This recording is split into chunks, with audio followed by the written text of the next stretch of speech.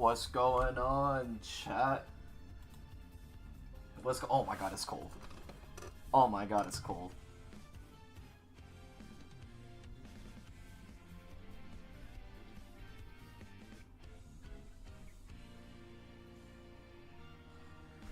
Let me get my hoodie real quick. Oh my god. Ugh.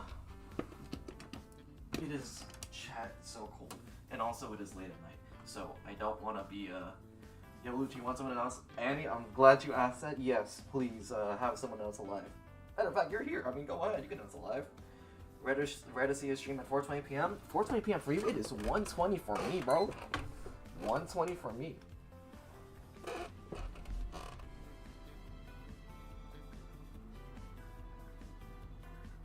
Alright. So, sorry if I sound off. I still don't have everything exactly set up. And also, it is late at night for me. So I do have to, you know, keep some level of quietness and whatnot. Y'all already know the deal. You wouldn't be loud if there's, like, you know, you wouldn't be loud if there's people sleeping over at your house, right? So, you feel me? Alright. So, how do I say this? So, for all of you guys expecting some gameplay, I hate to disappoint. You technically will be seeing some gameplay. Real quick, let me just, oh shoot, wait. Huh? Where's everything? Okay. So I just want to make it very clear. You guys probably won't be expecting any gameplay. If you guys check out the pinned on YouTube, I don't have anything pinned on Twitch. I don't even know if I could pin anything on Twitch. But if you guys read the title, we are reacting to Escapologist's ability. And we're basically having a discussion about that. It's 1 a.m. Bro. Yeah, we got the same time zone, bro. We're having a discussion about Escapologist's ability. There's already kind of a discussion about him in the Discord and like how meta viable he is. And from what I could tell, I think the discussion got pretty heated. I'm not entirely sure. We do have the same time zone, Kevin. But yeah, fun fact, me and Z's also share the same time zone. But yeah, the Discord got pretty heated. I'm not entirely sure what happened, but again, I just want to make this very clear for all of you guys that are in here. I don't want to have any heated arguments. Okay, how do I say this? I do want to have an argument, but I want it to be civil, because the point of an argument is to come to a conclusion and settle our differences. You know what I'm saying? You got that? Hey, appreciate that, bro. I want this stream to be more than just, oh my god, this survivor is broken, or oh my god, we're so cooked. I want this to be a genuine discussion, okay? That's what this stream is different for, okay? Which we will talk about. First things first. Oh, are we allowed to boo and throw tomatoes at you? Yes, you are allowed to disagree with me. That is the point of a discussion. You can disagree with me. But before we even get to disagreeing, let me actually do my intro real quick. I do need to record this and whatnot. Let me make sure everything here is good, ready to go. Okay. With that being said, let me go ahead and get started with the, whatchamacallit. Let me get started with the intro real quick, which this will be on YouTube, so get ready to say hi to the chat. Not yet, but I'll let you know when. We're recording. Yo, what's up, y'all? Welcome to an Escapologist. Oh, fuck, I messed up the fucking thing. Okay. What's going on, YouTube? It's your boy, Luchiluuu. Shout out to all the people who are here in the stream. Chat, say what's up say what's up. Say hello to the YouTube. Y'all are gonna be on YouTube. We're here reacting to Escapologist, and we're gonna be having a discussion. Of course, it's civil. You have every right to disagree with me. You have every right to disagree with anyone. Just make sure you keep it civil, please, for the love of God. Like, it's a game. It's a game. I want to have a discussion, a civil one, so that way we can actually theorize and come up with strategies for this Hunter, for the Survivor, well, it might as well be a Hunter, we can actually strategize and come up with ways to deal with this new Survivor, even from mid-tier Hunters, low-tier Hunters, and high-tier Hunters. I wanna talk about this guy, okay? I don't want it to be too crazy, you know what I'm saying? Alright, but before we even get into the trailer, I'm stuck in ads? Oh shit, someone's stuck in ads. Okay, before I even do any of that, people are getting ads, so... What? People are getting ads, so I'm gonna go ahead and wait. Matter of fact, hold on a second. Curio.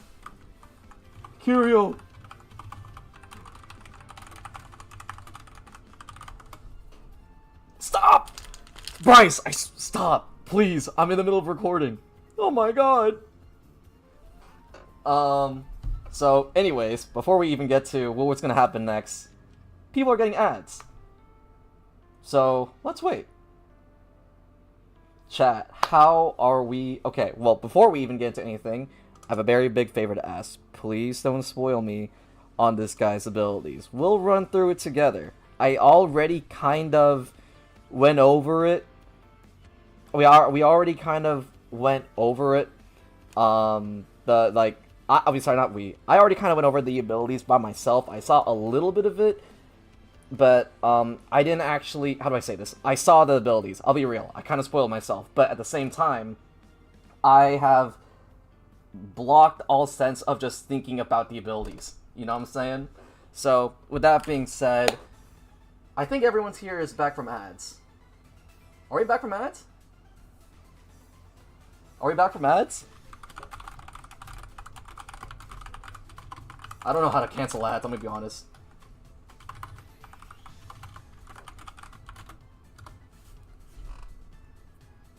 Wait, well, I'm on YouTube? Wait, hold on. If you want to... Be on YouTube if you want to be. Be on YouTube if you want to be. Just want to make sure... Yeah, ads are done for me. Perfect. Perfect. Can we stop? Oh my god! I'm busy, man. Give me a minute. Give me a minute, dude. You can't cancel ads. I think Twitch forces you to... Oh my gosh. Say goodnight to Bryce. They're not gonna be on this stream. It's only me. I'm the one taking the forefront. You feel me? Alright. With that being said, I assume we're all back from ads. So the first thing, before we even get into the controversial trailer and every controversy about this character, let's talk about something interesting. Let me pull this guy up real quick. Let's talk about this. Let's talk about this. This is your guys's essence. So over here we already have like the confirmed. Actually, hold on. Let me actually make some annotations for this. I forgot to save. I forgot to make a chapter for the. I forgot to make a chapter for the intro. So hold on. Shoot. Skin analysis. There we go. Alright, so this is gonna be the essence for... This is gonna be the next essence. So we've got, Escapologist as our S tier skin. We got Naiad as our A tier skin. We also got Enchantress as our A tier skin. We also got teases for the B tier skins all the way down here. We got Explorer. I almost was gonna say, like, Melly, but no, that's a shovel, I think. God damn it, I'm on Melly! Is that Melly? No, that's not Melly, that's Gravekeeper, bro. That's a handle. God damn it, bro. Feral Lady, and... and Fool's Gold. Alright, you know what? I can't really take a look at the B tiers. Let's actually talk about the skins real quick. First up, let's take a look at the S tier skin. I, first of all, really like it. Yes, it is another Egyptian-themed skin. We've already had a couple of those, but that doesn't mean it's not bad. This looks good, in my opinion. I don't think it's anything that's gonna, like, stand out to me, because, like I said, as good as this skin is, we already kind of have an oversaturation of Egyptian skins that doesn't mean to say that this is a bad skin. It's just that, like, doesn't hit for me personally, because we've already got too much of these, you know what I'm saying? Or too much of these, like, too much of this theme. But overall, I really, really like the Pharaoh theme we got going on here. I assume it's a Pharaoh. Oh, he's Ra? Like, he's the god? He's a sun god Ra? Wait, that's actually kind of crazy. That's actually kind of crazy. Okay, so he's the sun god Ra. The Eye of Ra? Sheesh. Okay. Okay. Well, I mean, I'm not really too sure what like Ra's focus on. Isn't he like the god of the sun or something? I could be wrong. I could be very much wrong. But yeah, so according to Eclipse, it is the god of the sun. I'm gonna be real honest, from first look, not really much telling me that, hey, I am the god of the sun. There is a lot of gold here. This is the most relevant there is to like sun. Eye of Ra on his hands? Oh, I see. Eye of Ra on his hands. Okay. Okay, that's cool, that's cool. Also, my music title is like super low. Let me turn that up for you guys. Is that too loud? Is that too loud? I hope it's not too loud. And then over here, we have Naiad. You know what? I'm gonna save Naiad for last because I have opinions on this. Enchantress. You know what? I'm gonna be real. Good ass skin. Enchantress got a skin. I like it. I love it. I love it. I don't really have much to say other than I love it. It looks really good. I like what they did with the eyes. I love what they're doing with the eyes. Enchantment skin is always a win. You're right, Kirio. Having an enchantment skin is always a win for your boy. I really love this headpiece. Ooh, this headpiece is so cool. I love it. I love it. But damn, bro, you need to cut your nails. Those are sharp. God damn. Were you trying to scratch someone with that? Yo, chill, dude. I'm not sure what this is supposed to be a reference of. I did see a little bit of title. Is this supposed to be a reference to like a specific god or like a specific thing? Chat, do y'all know? I mean, again, I don't know much about Egyptian gods. That's not my field of subject. So unfortunately, I even if it is related to a god, I probably wouldn't be able to comment on it. I'll see you later, Wim. Thank you for joining as long as you can.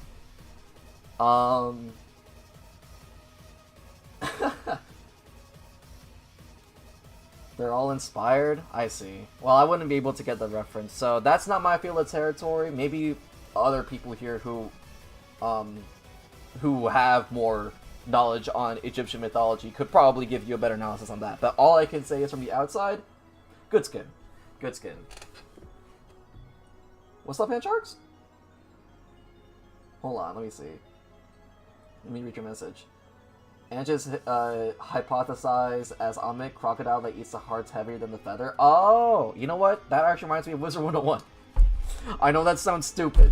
There's a lot of croc imagery in Wizard 101. I know that sounds stupid, but that's the best thing I could, like, mention, I guess. Alright. The Naiad skin. I'm gonna be so honest. Okay, first of all, good skin. Nothing too crazy to comment about it. I just don't think she needs to be in this essence. I just don't think she needs to be in this essence. I feel like they could have saved her for a different essence. I just feel like Naiad, like, especially for a theme about, like, the dry desert of Egypt. Like a person associated with water and drowning a whole entire survivor and having them hit by, like, piranhas is associated with the dry sands of Egypt. Fish found on land. No, that's the thing I'm having an issue with. Like, I can't just separate that because, like, if it's any other character, I would get it. But at the same time, this is a hunter that's gonna be throwing a harpoon and having a water trail behind her. I don't know how I feel about that personally. I don't know how I feel about that. But, and here's the thing. Quicksand. That's actually a good idea. But I feel like you have to make an accessory for that if you want to make it quicksand. So, yeah, it's a good skin. Don't get me wrong. I love the dress going on here. I like what they did with the hair. I like the bangs as well. And I love the eye makeup. but I don't think it should have gone to Naiad. Now, here is my fantasy booking. I think that this skin should have gone to Sculptor. Now, hear me out, my fantasy booking. I'm gonna be real, this already looks kind of like, if you focus on only the face, when I first saw this, it looked kind of like Sculptor. But the thing I want to say, though, is that Sculptor, imagine the statues, bro. You could have a statue of a Sphinx, a statue of, like, a statue of a snake. Imagine, like, the Egyptian-style, like, statues, bro. That's what I'm thinking about that. That's my personal fantasy booking. That's my personal fantasy booking. Can you just imagine the Egyptian statues? Like, don't get me wrong. Like I said, I'll say it over and over again. This is a good A tier. I'm not disagreeing with... If you guys think this is a good A tier, I agree with you. I just don't think it's the right casting. I just don't think it's the right, like, casting. Sarcophagus statues? Exactly! Sarcophagus statues. I really think that they could have done better with this casting. That's just me, though. It's still a good skin, but I just wish this was Sculptor instead.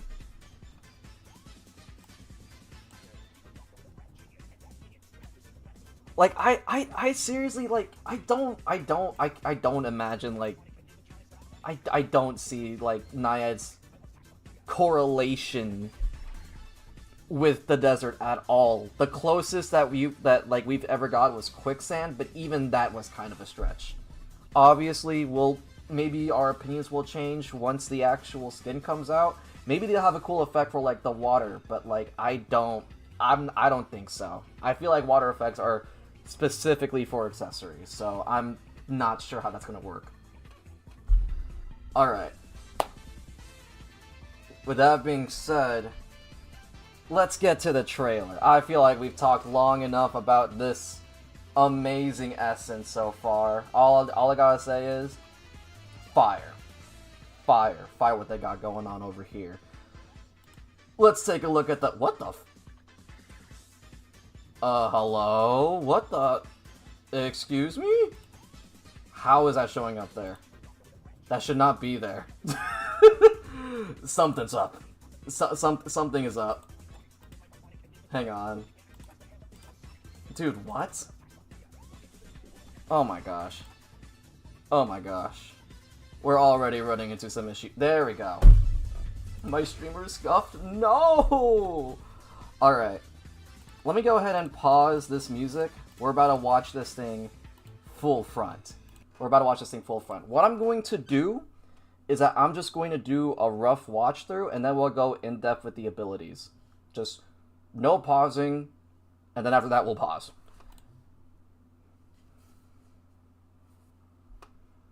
Escapologist. Oh wait, hold on. Real quick. Do we hear the audio? I don't know if, like, they captured the audio. I have a lot of things going on here. Did it capture the audio? I'm assuming it didn't. Let me see. No, hold on.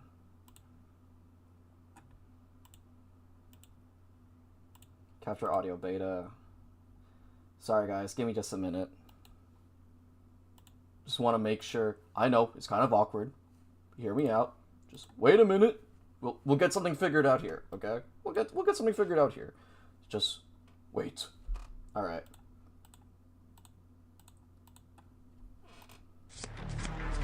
Oh, yep. I'm guessing you guys could hear that, but that was super loud. I'm guessing you guys could see that, but that was super loud. We could hear it? Okay, we could hear it. Let's take a look at this guy's abilities.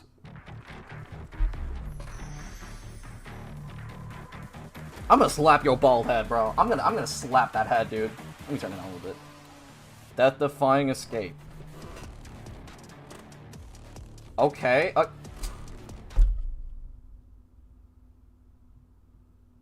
Did they have to make him bald? We can't hear anything? Ah, fuck. God damn it. Hold on. Let me fix this once again. What happened? Dolphin design? Brother, why is he barefoot? Oh, I wanna slap that bald ass, shiny ass head, bro. Oh, when I get my hands on that head, bro. I'm gonna shine that shit. Sorry. Okay. Let me see. Is this gonna? Let's try this again. Do we hear this? Do we hear it? TikTok chat, do we hear it? Alright, we're good. Okay, don't get me wrong. I'm not hating on his bald head. I just want to smack it, bro. Like, I just want to give, like, a firm, like, I want to grab it. Like, I want to, like, rub my hands around it, dude. You know what I'm saying? Like, I just want to cop a feel, bro. Like, not even, like, anything too intimate. I just want to know how it feels, bro. Like a magic ball? Bro, exactly. Chat, have y'all ever wanted, like, to just touch someone's bald head? Like, can we... Is this only me? Like, do y'all ever want to, like... Do y'all ever see someone's head, like, being... Like, do y'all ever see, like, a bald person with, like, a shiny-ass head and you just want to, like, cop a feel? You know what I'm saying? Like, it looks soft. Like, it looks... It looks, like... It looks comfortable. You know what I'm saying? Just me? Really? What? Alright, bro. Look, alright, bro. What? It's not... Oh my god. It's not a fetish. It's not a fetish. It is an intrusive thought. I just want to cop a feel, dude. Look, let's move on. Let's move on. They have to make him barefoot, though? Oh, shit, that blocks projectiles? Okay, so... Alright, that blocks projectiles. Oh, you can't see his outline through peepers. That's kind of crazy. Okay. Okay, that's kind of nice. And then, alright. He just fades away. Oh, wait, he could see... Wait, that's crazy. That's crazy. Oh, did his footsteps disappear? Hang on. Wait, I just realized, did his footsteps disappear? Oh, shit, so you don't even have to be inside it. You can just be, like, around it and your footsteps will disappear. That's crazy. Alright. This is... I got spoiled on this. This is where the controversy is gonna happen. This is where the controversy is gonna happen. That's the controversy right there. Oh, we know about this. This is the controversy. This is the controversy right there. So I saw this happening. I saw this, like... Let's be real, chat. We all saw this coming a mile away. It's an escape artist. They're gonna know how to escape from chair. I think everyone called that shit from a mile away. So, everyone saw this coming. I'm actually kind of surprised. This looks tamer than I originally thought. I thought he would just be able to, like, escape from the chair from any time. That would have been broken. But this is... I can actually live with this. Wait, what? Okay, this I cannot live... Okay, this is too much. This is too much. Alright, that's... Alright, bro, that's too much. Personally, that's too much.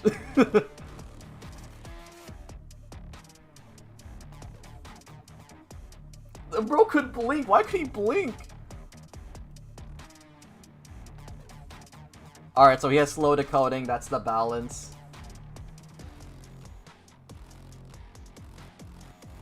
Oh, wait, that's an act... Oh, that's a crazy spot for that. Wait, that's actually a crazy spot for that. What the hell? Hold on, that's actually such a good spot.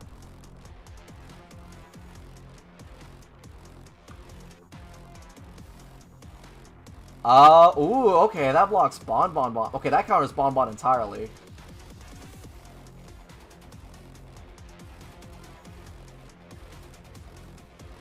Oh! What the fuck? What? Yo, Gardener! Oh my god! Yo, Gardener! Yo, Netties! You didn't have to do all that! Oh my god. Wait, that's Escapological. Yo, the bait and switch. Okay, Bonbon, why are you even swinging in the first place, bro? Have some patience, dude. God damn. Alright, and then you could switch chairs. Completely block out that ability. Alright, we know that. Okay, cool.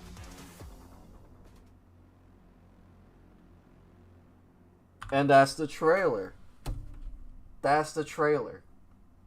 So, like I said, I've already seen just some of these abilities. And then once again, I really wish we added cooldowns to these trailers. I want to know what these cooldowns are, because cooldowns is definitely going to be a big issue. So, the first question I have, well, let's go through this slowly. Let's go through this slowly. Let me go ahead and like play in some music here just to ease up like make it feel less awkward, right? Let's go through these abilities like a little bit at a time. So the first ability we got here is Smokescreen. That's his like main ability that he could throw and whatnot. Did it have a limit? Like, or is it like unlimited? I don't remember. Like, I know it was shown at some point. I don't know if it was like a... Oh, that looks unlimited. Well, it doesn't even have numbers, so I don't think it's unlimited. We'll see, though. I mean, we'll see. I want to assume that he has a limit of 2? Maybe he has 2 of those? Or maybe, like, I don't know, like... Speculation, I'm gonna say 2 or 3. 2 or 3 of these. 2 or 3 of these. So, it's gonna be hard. Let me go ahead and read out this ability. The Escapologist carries Thurible, whatever the fuck that is. When thrown, it creates a smokescreen with an outer radius of 16.9 meters and an inner radius of 11.8 meters, lasting for 15 seconds. That's quite a lot. The smokescreen greatly reduces visibility. Survivors near the smokescreen are hidden from the hunter's detection, and some of the hunter summons and projectiles cannot pass through the smoke. So this is going to actually depend on like what would be considered a projectile. Would people consider Gamekeeper Hook a projectile? Or like Harpoon? Like how? Like what would you even consider like a projectile here? And some of the hunter's summons and projectiles cannot pass through smoke. 7 seconds after a survivor leaves a smokescreen, their location is exposed. 7 seconds? 7 seconds? Oh my god, that's kind of insane. No, because like, if this is 7 seconds, dude, he's already past here. If this is 7 seconds, he's already gone. That's crazy. The Escapologist leaves no footprints while moving near the smokescreen. Okay, so this only applies to Escapologists. So what we saw earlier over here, when there was like no footprints, this only applies to Escapologists. Okay. Sounds like it can block Galatea, but also work for her if she's smart. Here's the thing that I'm wondering, okay? Does it disable projectiles completely inside this circle? Because if that's the case, if they could use statues inside this circle... Well, okay, here's the thing. We already saw, but like sometimes survivors could just run inside the circle, so they don't actually have to go inside the circle, but it's going to act like a wall basically. So Sculptor theoretically would be broken, but the thing is though that survivors could run into the wall. So unironically, like actually Sculptor isn't that good in this scenario, or like Sculptor will kind of struggle in this scenario. I wouldn't say like not good, but would struggle. Let's see. 380 Hey! 380 followers? Let's fucking go, y'all! Thank you, Corporo Nation, Saltwater, and Curio for the follow, bro. Appreciate it. Does this count even for Mad Eyes? I don't think it counts for Mad Eyes, but I actually... Let's talk about Mad Eyes in a bit. The big question here, obviously, is what's the cooldowns? And what's the cooldowns, what's the limit? From the looks of it, here's what I think. I think this is limited capabilities. Like, basically you can't be using this the whole entire match. The reason why I say this, you can't use it throughout the whole entire match, is that the thing is with like abilities that use you're gonna head out? Alright, see you later, Milpergova. Crap, what was I talking about? Shoot, someone remind me, what was I talking about? I actually lost my train of thought. Well, oh, right, okay, so abilities. This is going to be a limited type of ability, basically. So you're only allowed to use it like a limited amount of times, like 2 times or 3 times. I feel like this has a 45-second cooldown. It actually doesn't. If you take a look here, right? Let's take a look right here. You can barely see it, but there is a cooldown here, and it's kind of in the middle of like long and short. So I have a feeling that it's going to be an ability that you could use 2 or 3 times, but the cooldown is going to be somewhat long. I would even go as far to say 30 seconds. 30 seconds. That looks like a recharge, not limited. I feel like this is too fast for it to be recharged. Like, this is too fast for it to be recharged.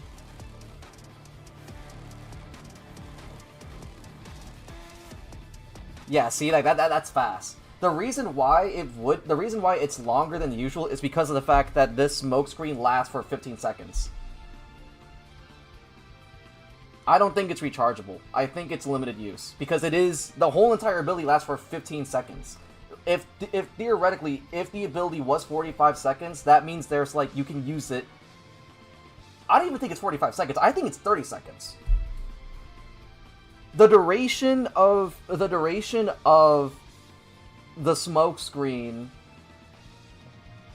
the duration of the smoke screen is 15 seconds. So and once you throw it, that's when the cooldown starts. So I would give or take say this is maybe like 25-30 second cooldown because of the fact that like it's taking some time, right? Like once you throw it down, 15 seconds, and then 10 seconds left, you can use it again, or like 15 seconds left, you could use it again. That's what I think.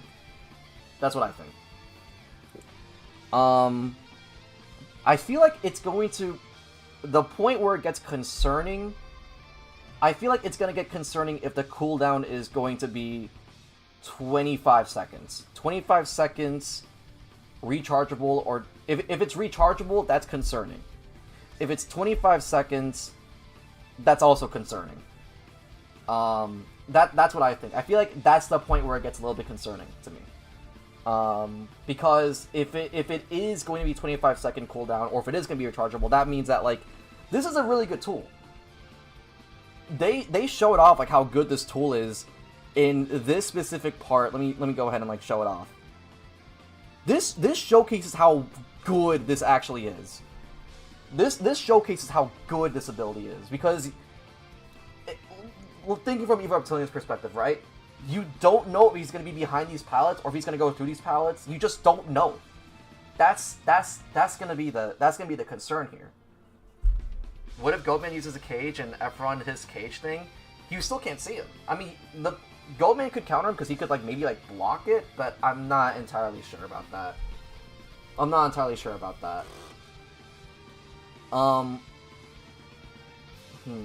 Do you guys think Ivy Yithian is removed if Efron enters the smoke sting? No, it wouldn't be removed because it's not a projectile. It's not a projectile, so that wouldn't happen. But yeah, like this is concerning. This is not concerning. This is a good tool for like something like this because you can do a lot of mind games with these pallets. And like you know what I'm saying? Like you could do a lot of mind games with these pallets. But yeah, and then it's not too crazy.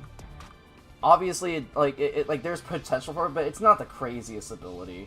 It's the same thing as Fair Lady and Magician. I just don't like going against Fair Lady and Magician. There's just a lot of cheese with them, to be honest. That's just me though.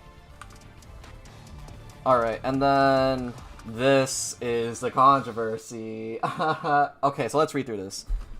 When a Thurible is placed near a rocket chair, If a survivor is put on the rocket chair, the escapologist can activate this ability within 5 seconds to transfer to another rocket chair within 38 meters. So you can't just transfer any time. You have to...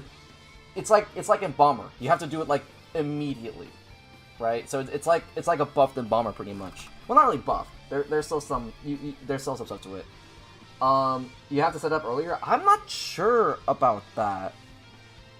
I don't know if that's, like, true. Well, they didn't show off how it worked, but, they don't show off how it's, like, being set up. I just think, like, that's just how it's gonna be. It does say is placed. I feel like they should have, like, if that is the case, if you have to place it down by yourself, I think you have to, like, show that off on, like, the trailer. I'm not sure. But if you do have to place it down, that's a different story entirely. What I think is going to happen is because IDV does this, how do I say this? IDV has been going on the trend of giving survivors 2 abilities. Which is why I don't think you have to actively place this down. I don't think you have to actually, like, set this up. I'm not sure. Again, I wish they showed it off, but going based off the trailer, completely based off the trailer, I don't think you have to set it up. I think it's a mistranslation. Because, like, look, when you, I mean, going back later over here, right? Or, like, just going, like, a little bit behind. Let me see. Yeah, he did that shit from afar. So is it, like, a combination, like, is it gonna be, like, a combination of, like, Embalmer and Gardener?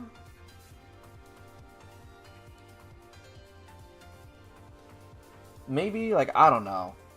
If it is gonna be, like Gardener, then that does actually kind of balance him out a bit. This wouldn't be too crazy.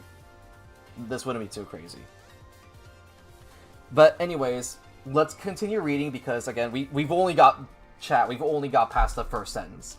We've only just passed the first sentence. So, if a survivor is put on the rocket chair, the escapologist can activate this ability within 5 seconds to transfer the survivor to another rocket chair within 38 meters. So it's not infinite. You can't just do it everywhere. It's around, like, tinnitus range. The real question is...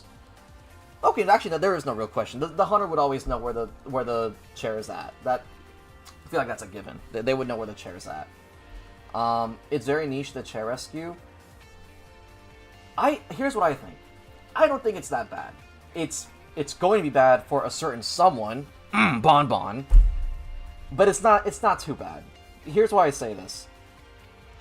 There is a way to counter it, but, like, if you're going to be a camping hunter, you have to be a little bit strategic about it. Like, no, you can't just, like, for example, right? This means he can transfer the survivor to safer chairs now, so hunters can't use the unsafe chairs. Yeah, exactly.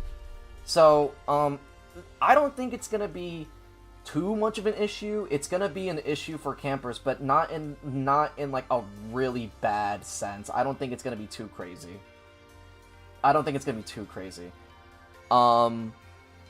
But yeah, the rocket chair's timer pauses during the transfer, so after being transferred, the survivor cannot interact with the rocket chair for 6 seconds. So basically, he cannot be rescued for 6 seconds. So chat, technically speaking, the chair is only 38 meters away. That is literally tinnitus range. And also, that's not even giving the fact, like, okay, how close chairs are to each other. There are 5 seconds to transfer, 6 seconds before the survivor could even rescue. That means you have 11 seconds to actually get to the chair. That's not bad. You just have to think a little bit more. For example, right? Like, if you are Bon, just don't place your bombs down immediately. You just have to wait, go to the chair, spam the bombs. That's when you could do that, right? Now, this is very dependent on the map too, though, because using this example, right? For me, personally, as an Evil Reptilian main, this is an amazing chair for me because Evil Reptilian, I can just jump wherever I want to. I can, how do I say this? Evil Reptilian loves this place because I can jump anywhere I want to. I can see all the survivors. This is actually good for like a lot of hunters too. But as you can see, right, you transfer to this chair, I can't jump here. You know, I can't jump here. That's gonna be the issue, right? So yeah, and as Annie mentioned, there's the potential for rebound. That's also gonna be like a good thing about the Survivor. There is a lot of rebound potential here. Like for example, like, dude, this is my worst. This area right here is why I have Ever Sleeping as one of my least favorite maps as Reptilian. God, if you transfer to this chair, if you transfer out of this chair, I'm going to lose it. I am going to lose it. But, like, again, is that going to be an issue for, like, other hunters, right? Like, so there is rebound potential, right? Look, if there's a rebound right here, if I like, don't scuff the rescue with this chair, they could loot me all over this building. That's easily a really good rebound kite. So there's good rebound kite potential that comes with this as well.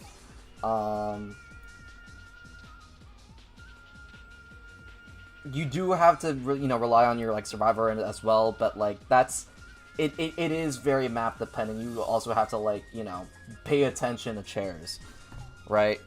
But again, it's not crazy. It's not crazy. As annoying as this location is, I could probably handle this. If you are Bonbon, you could handle this if you are just patient. If you are like, if you're Anne, you can handle this if you are patient. But here's what I think could happen, right?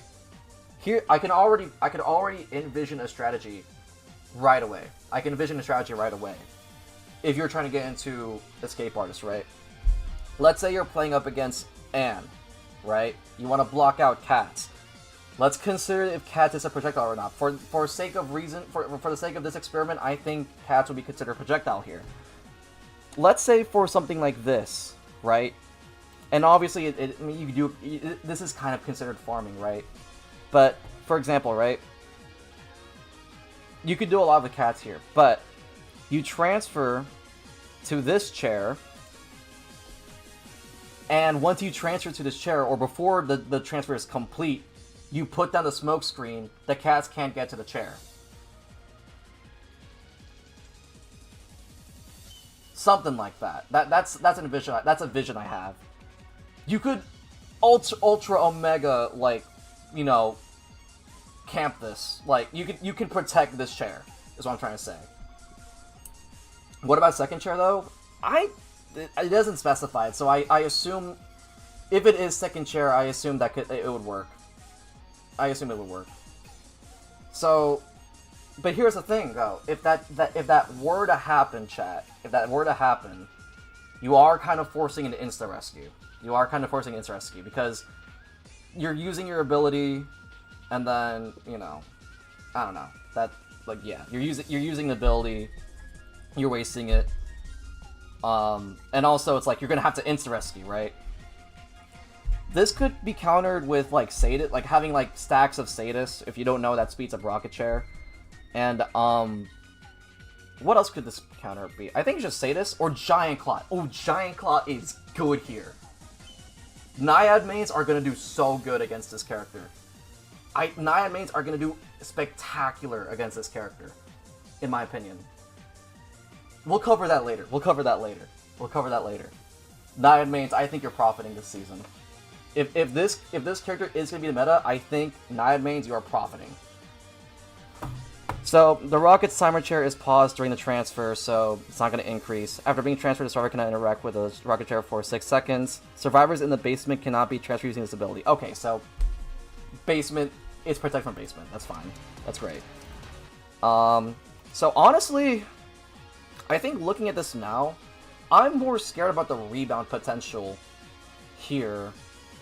The way to counter this is to carry Giant Claw and carry them to and force them to go to a different chair. that isn't that crazy, right? So for example, if I'm Evil Reptilian, I'm gonna chair to this area, an area far away from that shack, so that way they don't have crazy rebound potential. So it is very, if this character is gonna be your weakness, you're gonna have to carry Giant Claw, and Naiad already carries Giant Claw, so yeah. Let's go on to. I don't know how I feel about this. I don't know how to feel about this. I don't know how to feel about this. So basically, the first time the Escapologist takes damage equal to or greater than one normal attack, his Thurible protects him, blocking the damage and instantly moving him forward a short distance. Yeah, you know what? Actually, that's not that bad. Never mind. I talked myself out of it. That's not that bad. That's not that bad. He just takes one free hit. That's whatever. It's not too crazy. Not too crazy. It's only once. It's only once, chat. It's only once. It's only once. So, and then let's see. Okay, so over here, he has a 10% increase in. He has a 10% increase in vaulting speed. His decoding speed is reduced by 15%. Misdirection would cook Hullabaloo with this. Oh yeah, no. This is good against Hullabaloo because, well, you're not allowed to use like your clones, so it's not gonna work against that. But yeah, basically like lower decoding speed. So the trade-off, because of the fact that he could transfer chairs from far away, Cypher Rush is gonna be not as strong. That's actually a good thing, because imagine if he didn't have a decoding debuff. Like, he could just transfer chairs and continue decoding ciphers at, like, regular speed. That's gonna be even broken, so. The hole can't exactly jump towards you with Smokescreen either. Yeah, no, exactly. So, here's what I'm gonna say. My verdict, first thing coming out, is he broken? Is he gonna be S tier?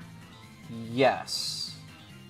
But not as bad as I expected, I would say. I'm personally more scared about the Smokescreen than I am about like the I'm more scared about the Smokescreen than I am about the chair, to be honest. They're both scary. They're both scary. Like, looking at something like this, dude, the mind games in this situation are gonna be so insane, bro. The mind game in this situation is going to be so insane. Because if you're inside of this area, how do you know where he's at? You don't know if he's behind this pallet, you don't know if he's behind this pallet. But he can see you. That's a crazy mind game.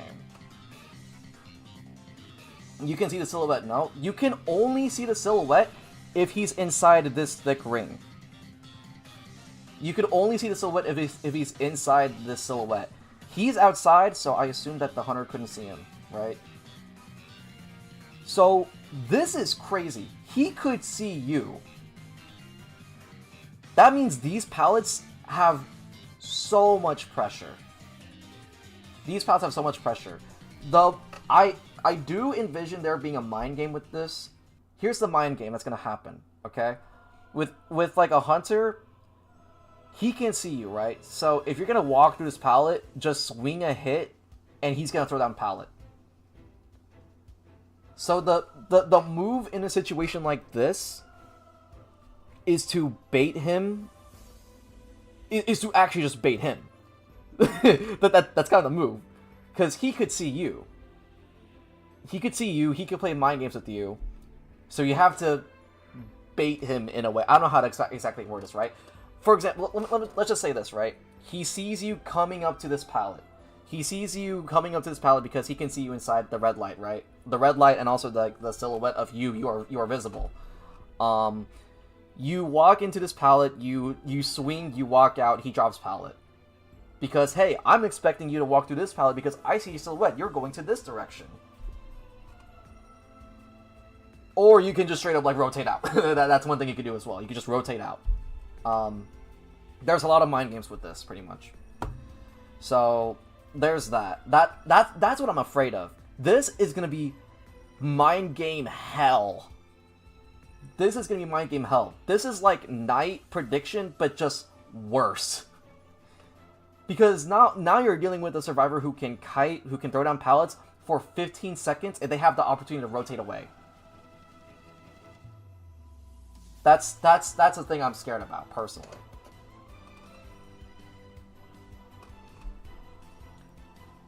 Now, obviously, it's gonna get tough for your boy Bonbon, but overall, I think he's broken. Here's what I think, though. And I've said this with a lot of hunters. I've said this, like, a lot of times. I don't like this weird remedy. And I said this in the Discord chat, too. I don't like this remedy of saying, hey, there's a lot of broken hunters. Let's fix it with a broken survivor. Right? Like, I don't... Like, why not just nerf the broken hunter? I feel like they did this because everyone is complaining with the hunter meta right now, which, yes, that's fair. Like, Goatman, Hullabaloo, and now Peddler, that's annoying to deal with. But your solution to that shouldn't be making a broken, like, survivor. I'm, like, you know, like, and also the fact that it's, like, the thing is that Peddler is... Oh, no, Peddler's good. Peddler's real good. Peddler's real good. Like, Peddler's up there. Like, at least top 3, in my opinion, at least. That's my opinion. Like, but anyways, like, it's just my opinion, though. Just my opinion. But, like, the power creep in this game right now is so insane to me, because the thing is with, like, here's the issue with this, right? Here's the issue with this. Efron is a good character. Cool character. But if you think about it, maybe I'm stretching. Maybe I'm reaching for the stars with this. But this is just a better version of an old character. This is a better version of an old character. This is a better version, or a somewhat different version of Embalmer. Like, that's the thing. Like, with these hunters being, with these, like, characters being power creep, all these older survivors and whatnot, they're gonna, you know, like, why play them? For example, like, Evil Reptilian, why play him when Hullabaloo exists? That's just like a little bit of an example, right? Why play Hullabaloo if this character exists? Why play Reptilian? Why play Geisha? Why play all these speed boost characters if Hullabaloo exists? Why play Gamekeeper if Peddler exists? Why... Well, okay, Gamekeeper is still good with hooks, with, like, you know, whatever, but, like, not only could you, like, Peddler is, like, Peddler makes me so... I get really weird about Peddler, because I feel like Peddler just takes so much stuff about, like, old hunters and just combines them. Peddler's my go, don't talk about Bomb McQueen. Cool design. Don't get me wrong. But when you have a character that can... like, do a free blink, go through walls, like Geisha, do that multiple times. You got a character with, like, a hook, kind of like Gamekeeper, just harder to control. You've got chip damage that makes the survivor slow. And you can block ciphers. Like, you can block ciphers like, Clerk. You could, like, you know what I'm saying? Like, there's just... For me, that makes me think, like, okay, what's up with these... Like, why even play these old characters if there's just a better version, right? I don't think... Here's the thing. I don't think Efron... That logic doesn't really apply much to Efron. I would say I don't think it applies much to Escapologists. Because, again, for survivors, you can play 4 characters. There could be an Embalmer and an Escapologist on the team. Yes, they're kind of similar, but the point I'm trying to say is that, like, it gets redundant. And that's just natural for the game. The more they release, the more similar abilities there are gonna be, I guess. But, I don't know. That's just me, though. But, yeah, overall, the thing I'm concerned about is the fact that, like, his synergy with all the broken survivors. The issue, and we talked about this in the Discord a little bit, there's already, like, there's a lot of good survivors. There's a lot of good hunters as well.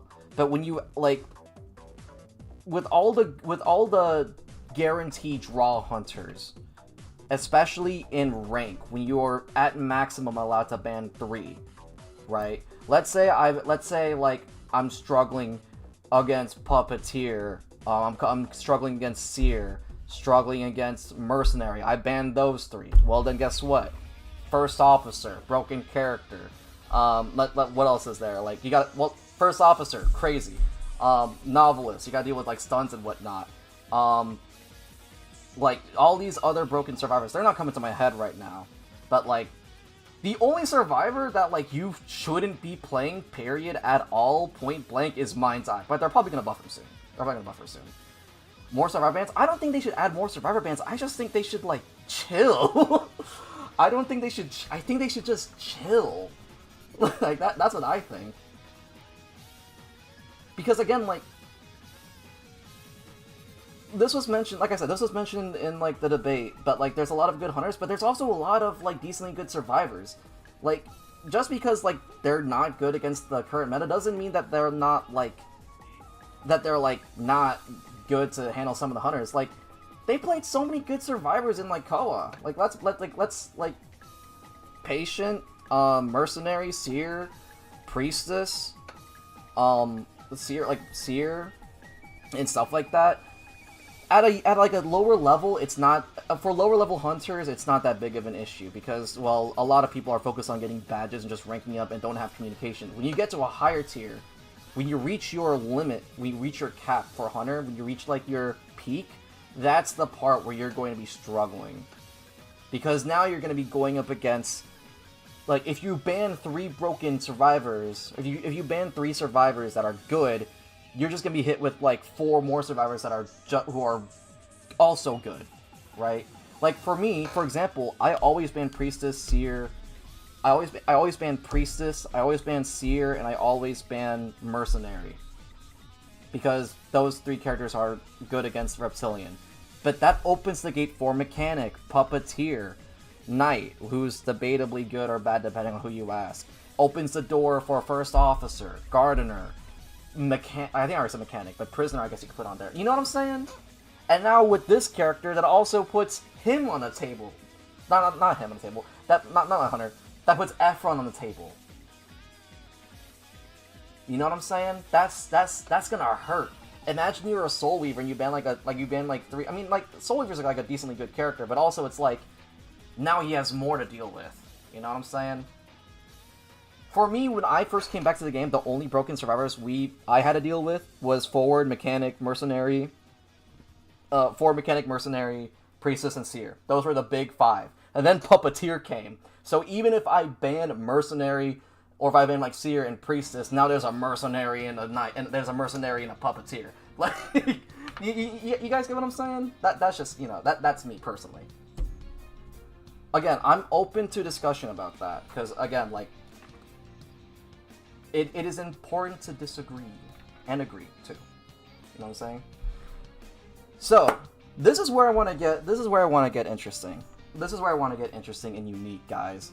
This is where I am better than your average IDV YouTuber.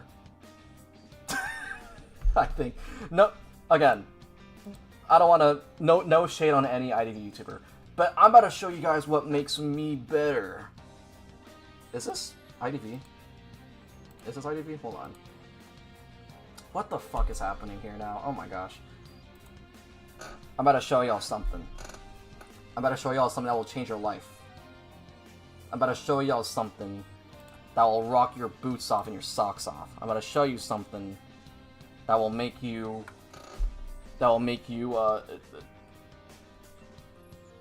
think.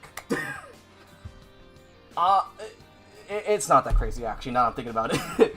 I made a matchup chart.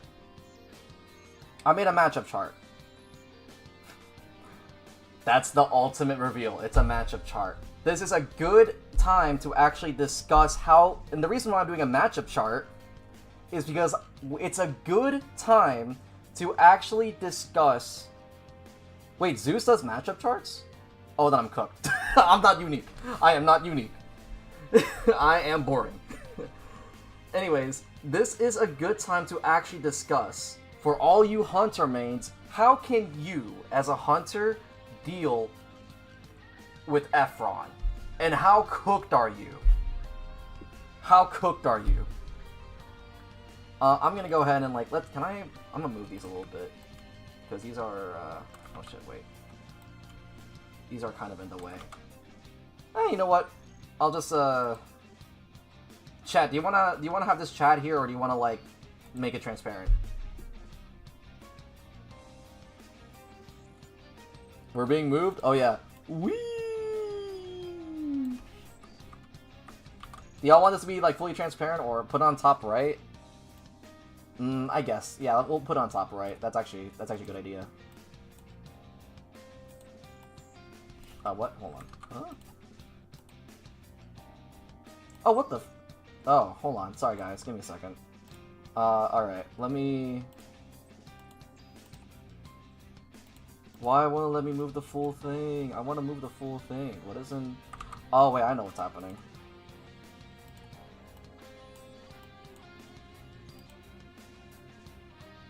Never mind. Okay, so I guess I can't... Screw it. I'm not even gonna play with it right now. We're just gonna have that transparent for a bit. Okay. So let's see how your character will do. I want to start off with the meta hunters.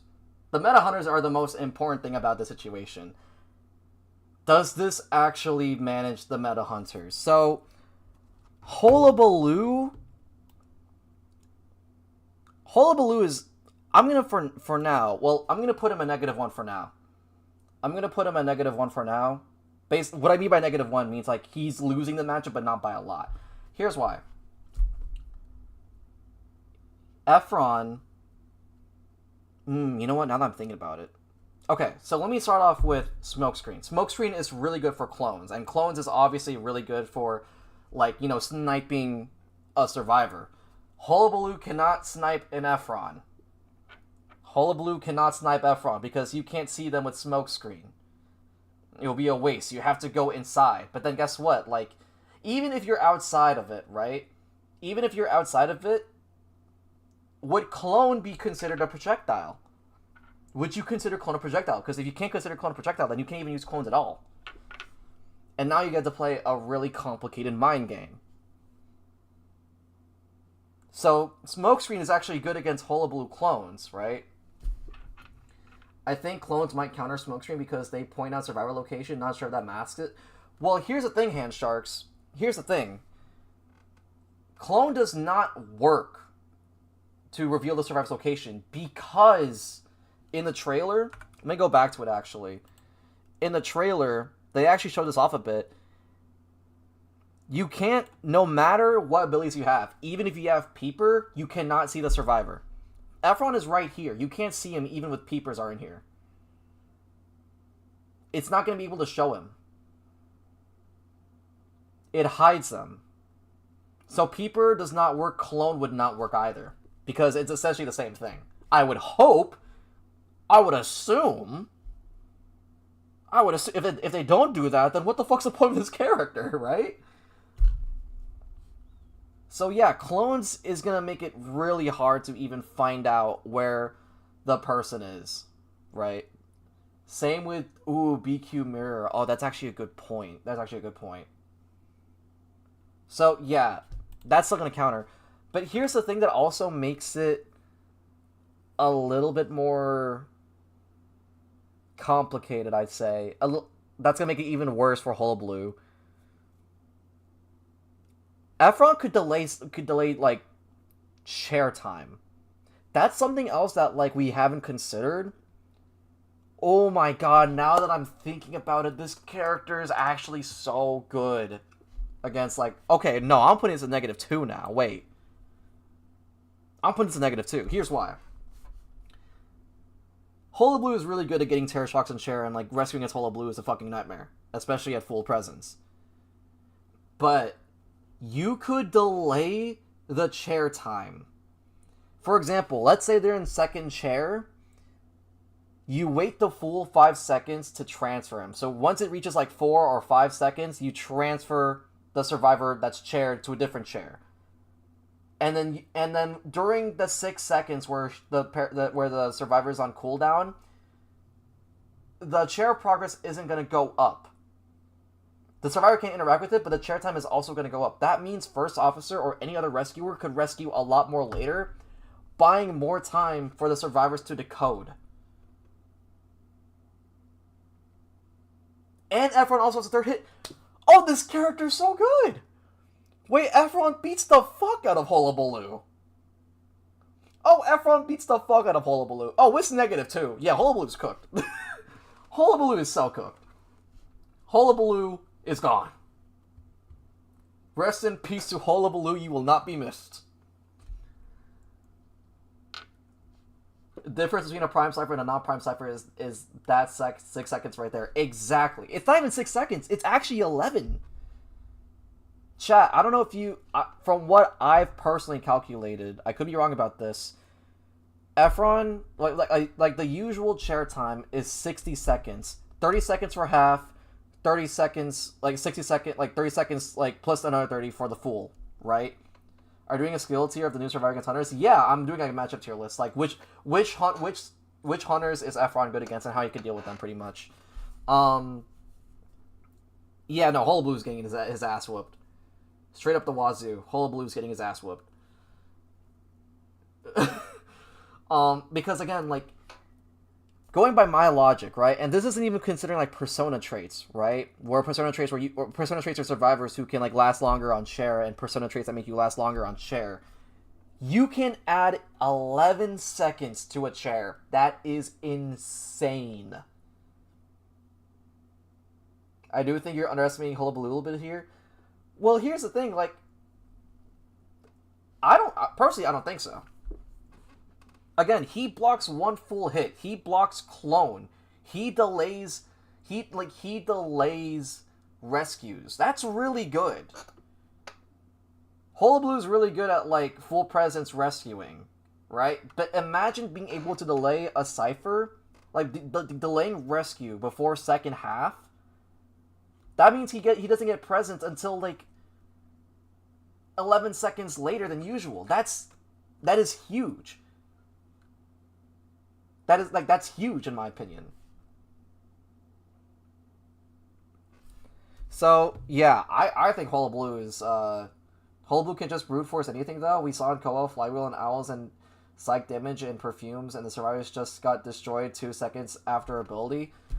Well, I hear what you're saying, but again, in Koa, these are like good survivors and whatnot. But the reason why like Efron is specifically good though, is because he has so many tools in comparison to all the other survivors. Let's start with like Perfumer, for example, right? Perfumer gets countered by the red zone from Hullabaloo. Perfumer gets like countered by like red zone from Hullabaloo. Owl also gets countered by like Seer's always Seer. Like Seer's always gonna get banned. That's why everyone bans Seer. Psych damage is psych damage. That happens. But like, what if Psych is not first chase? Even if Psych is first chase, like, it's like everyone deals with Psych the same way that Hullabaloo deals with Psych. Psych just deals a little bit longer. It's not like, you know. The thing is though is that look at everything you said. Psych damage. This person could like Efron takes a full hit like Psych. Efron takes a full hit just like Psych does. You cannot, like, the only way you could disable Efron's smoke screen is if you clone before he tosses it. And that's really hard to do because that is prediction. That is prediction and that is timing. That is a lot of work Hullabaloo has to do. Like, okay, are you going to throw it or are you not going to throw it? When are you going to throw it? And let me try to snipe you with the red Hullabaloo. Right? That's going to stink. And also, clone is completely nullified. You can't see through clone. So Hullabaloo is cooked against this matchup. Hullabaloo is cooked. Actually, not because in the video, Efron can't get TS and Psychologist can't get TS, so we last longer than she... Exactly, bro. Before taking the first hit as Efron, you can vault safely. Yeah, like, you can vault and then you can transition. But yeah, I think I said about Hullabaloo. I think he's cooked. I think he's cooked. Let's see. Peddler. Do I have enough information on Peddler like that, though? Do I really? Would Vine be considered projectile?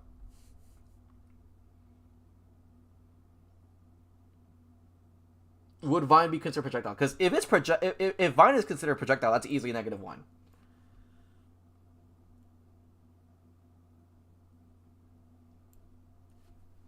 That's the hard part about this. What are we considering projectile? What would it be? If we're considering, I think Vine would be blocked by a smokescreen. That's what I think as well. I think Vine would be blocked by smokescreen. So, if Vine is blocked by smokescreen, -1. If Vine is not blocked by smokescreen, that's even. I think. I think it's even. So I think it should. I personally think it would be considered. I think it'd be considered. Whatchamacallit. I think it's a bad matchup for Peddler simply because of smokescreen. It's not too much. It's not too bad, but the other thing about Efron is that even if you get Vine hit, you get a free escape off of that. So I still don't think that's enough to make him go to -2 though. I think it's fine at -1. Goatman?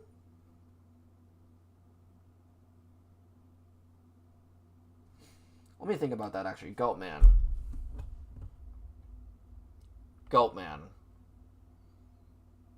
Goatman would definitely not be considered like Goatman's cage would not be considered projectile. The issue with Goatman, though, is that Goatman relies on peepers to see where the survivors are at and, like, you know, use it. So if it blocks peepers, then it's going to be hard to predict. I think Goat might be -1. Smokescreen can delay his hits a lot, I think. That's actually true. That's actually true.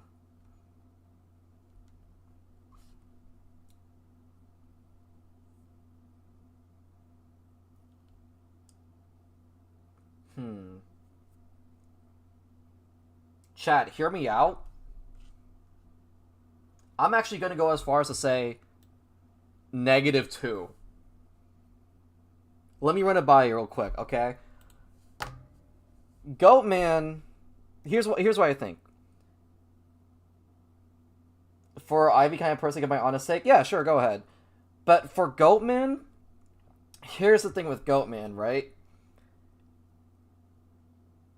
Goatman, Efron could handle one basic hit. That means Goatman, like a full cage of Goatman is gone. During early game, Goatman has max 3 cages. That means you have to have 3 good cages the first time, right?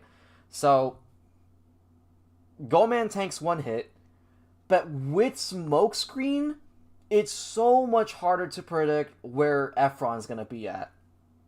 It's so much harder to predict where like, okay, if I go through the opposite side of cage, is he gonna be there? You don't know. Because Peepers doesn't work, you can't see him. You're cooked. Yeah, so Goatman is cooked. Goatman is gone. What if it does a smokescreen and you just cage him out of it? The thing is though is that it's so much it's risky though. It's risky. Considering it's a thing he throws.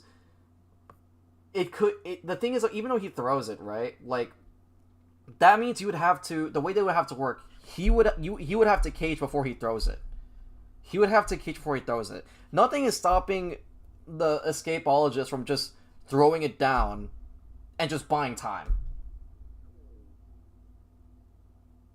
You don't know, even if you cage, right? You make like a Venn diagram. You don't know if he's going to be inside there.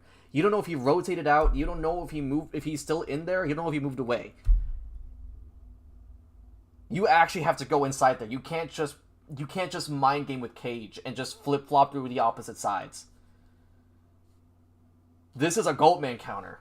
And it's a pretty good one at that, too. Because guess what? Even if he messes up his smokescreen, he takes a free hit. He takes a free hit. That's going to delay the cage time. Less cages. Damn, am I hungry? I'm hungry. It's over.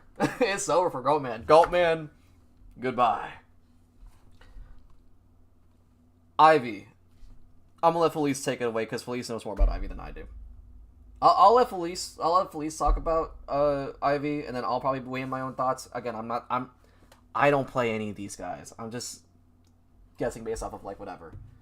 Smokescreen gets countered by the Yith since it's not projectile, so he cannot mind game. That's true. His chair is cooked. Oh,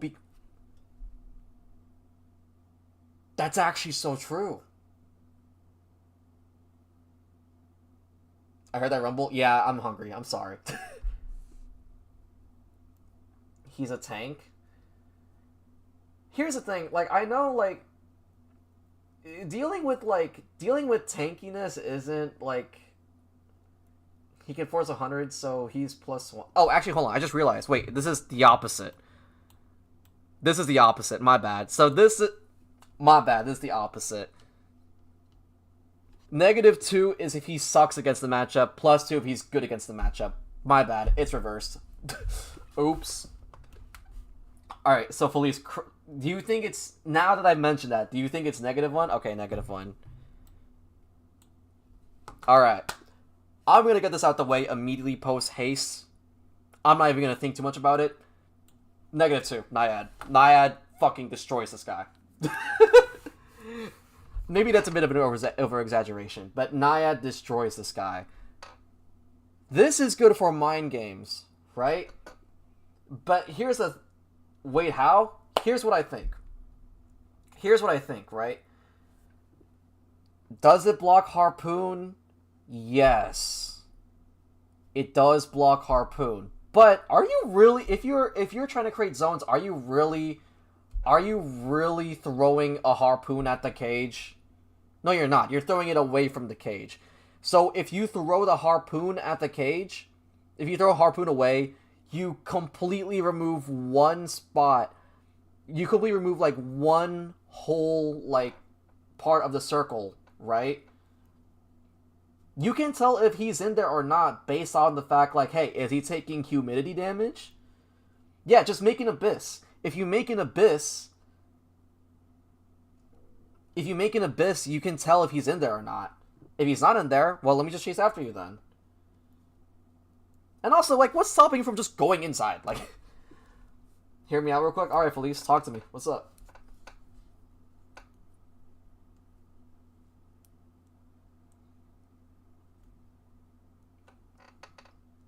By rescuing a survivor and moving them to another chair, a survivor can insta-rescue against Naiad, giving her time to make puddle. That's actually true. Would an abyss damage trigger his passive? It's not about the passive, because here's the thing about the passive. The passive is just good. The passive is specifically good against these three guys. This passive is really good against these three guys. Obviously, like being able to tank one extra hit is really good, but specifically against Hullabaloo and Goatman, it's even more good. Because it takes, like, you need 3 zones to get 1 full hit with Hullabaloo. You need Cage to get 1 full hit with Goatman. I only say +1 for Peddler because, like, this counter's fine. This counter's fine.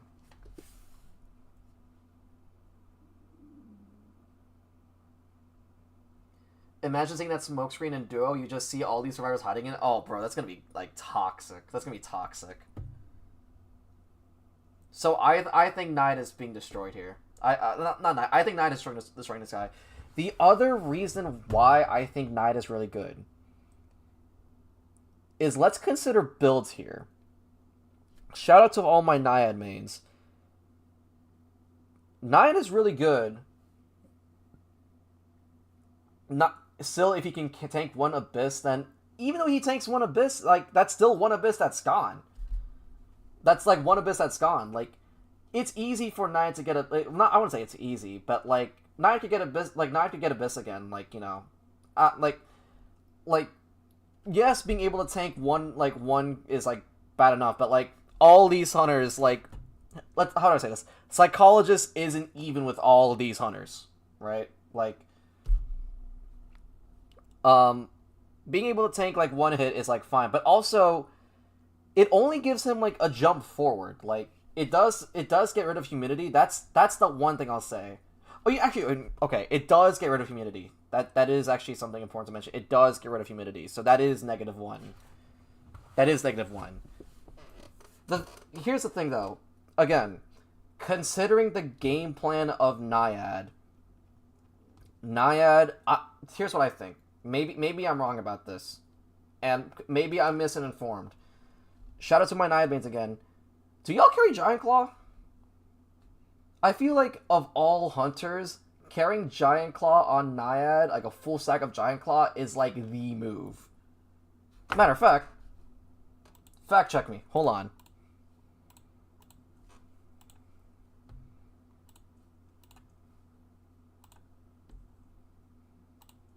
Let's see. Can I see someone here with like traits available?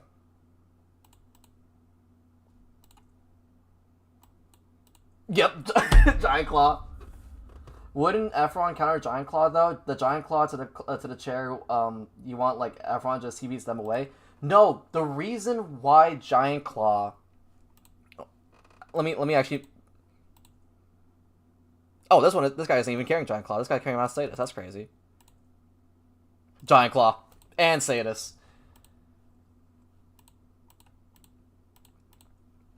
Here's the reason why I don't like. Here's the reason why I don't think like the reason why Giant Claw is really good, in my opinion, against Naiad. I mean against Efron, is because you can choose where to chair the survivors. Like, yeah, Efron can like choose to where what chair are you being transferred to, right? But the thing is that Naiads usually carry Giant Claw. That means that like Naiad can choose like, okay, well, I don't want you near this. I don't want to chair you here because this rebound area is really difficult for me. I'm gonna chair you really far away in an area that has bad rebound potential, so that even if he switches to different chairs, I can still deal with it way more easier. I mean, that's advanced mind games. That's what I would assume would happen, right?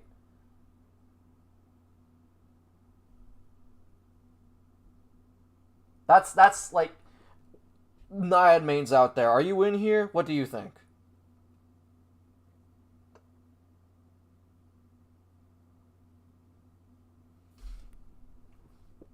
You need a 40 meter radius with 0 rebound potential. Does that exist in the map? Actually, I'm not sure. We need Trent here. Yo, Trent. Who's Trent? Get over here. Oh, Trent's a no-skill Naiad main, right? Yeah, again, I would, Is Trent even, like, here? I don't know. Yeah, I know a little bit out of him. Wait a minute. I just had a vision. I just had a vision. Does this guy counter? Wait, does this guy counter? Wait, is this a counter? Wait. Night Watch just became good. Wait, Night Watch is actually super good. Wait. No, because I'm sucking you out of I'm sucking you out of the fucking smoke screen, dude. If not, I'm chasing you.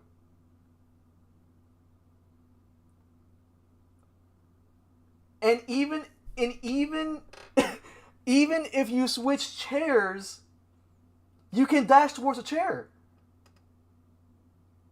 This character, wait, Night Watch. +2 that bitch. Wait. I need to turn on my fan. It's hot. I'm turning on my fan. It's getting hot. You can pull out of the smoke screen. Get over here. Get over here. Oh my god, it's hot. It's so hot. California weather be fucking stupid, dude.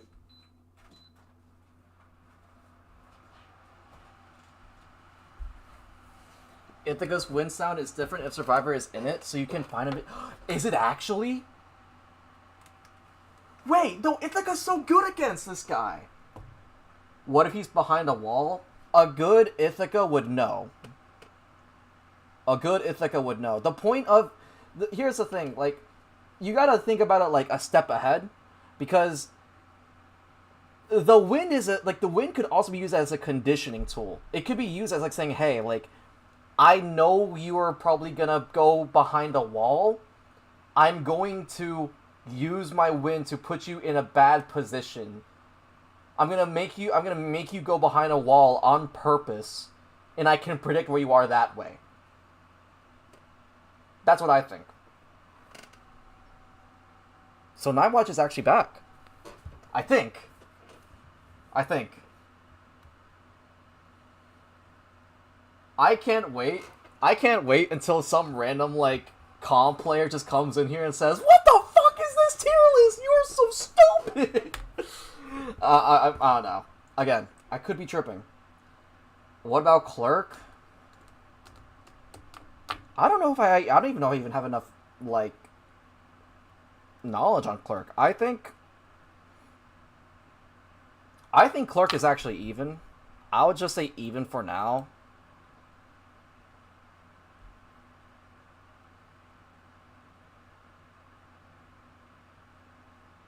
I think Itha is good against Ephron, but is Itha so bad in general that it doesn't matter? Like, without abilities, Itha can be somewhat of a free kite. The thing is with Itha, though, is that, like, also she's slow. The issue with the issue with, like, without abilities, Itha can somewhat be a free kite. Yeah, but the thing is, though, is that, like, there's, like, the mind games are in your favor. The mind games are in your favor if you're playing as Ithaca. So, even though he's easy to kite, it's gonna be harder to use your abilities against Nightwatch. That's what I think.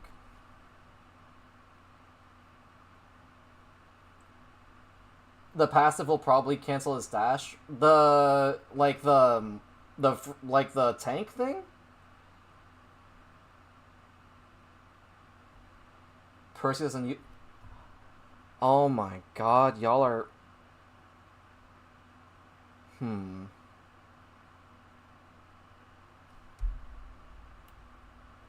gonna put Percy at -1 for now. I'm gonna use some more time to think about it. I want to talk more about Nightwatch, though. I think Nightwatch has potential, like, how do I say this?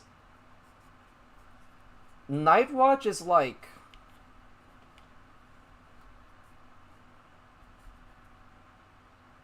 The foggings aren't that good for Percy. That's why I have him at -1 right now. I don't have him at -2. Here's the thing. Even though he doesn't use chairs, chat, you still gotta think about Smokescreen. The fact that Undead has to use... Not, I wouldn't say has to use. Let me go back to the video real quick. If you are in a scenario like this, right, where there's a mind game being played in this, like, specific, like, palette area, right? Like,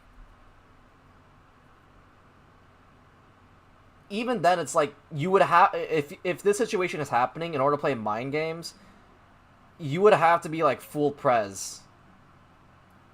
Not full pres. You would have to be, like, this, like... You know, like, the ability where he... I don't know what it's called. I forgot. Y'all know more than I do. The ability where, like, okay, well, guess what? I can't be stunned. So I'm gonna just walk through these palettes, I think. Honestly, I don't think the smoke itself is as good as you can still see the outline of the Survivor. I think it's only if they're in the circle. It's only if they're in the circle, I think. Survivors near the smoke screen are hidden from the hunter's detection, and some of the hunter's summons and projectiles cannot, Yeah, see, so, look, like, if you're looking, like, right here, you can't see the Survivor, right? You can't see them at all. And then, like, if you're inside the circle, the only way you could see their outline is if they're inside the ring. Like, he's running inside the ring right now.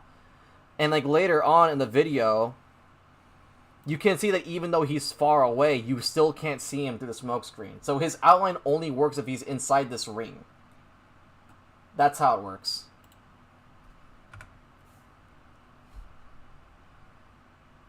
So, yeah, chat, no, this doesn't counter Percy. No, this is good for Percy. This is good for Percy. So, Percy's profiting. Then, Mad Eyes, you know what, now that you bring it up, there's one thing I have to do. There's one thing I have to do.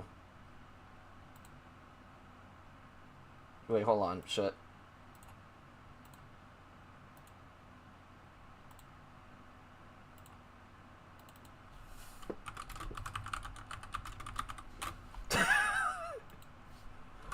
Mr. Potential Man. Mr. Potential Man. This is literally only good if you actually know how to play this motherfucker.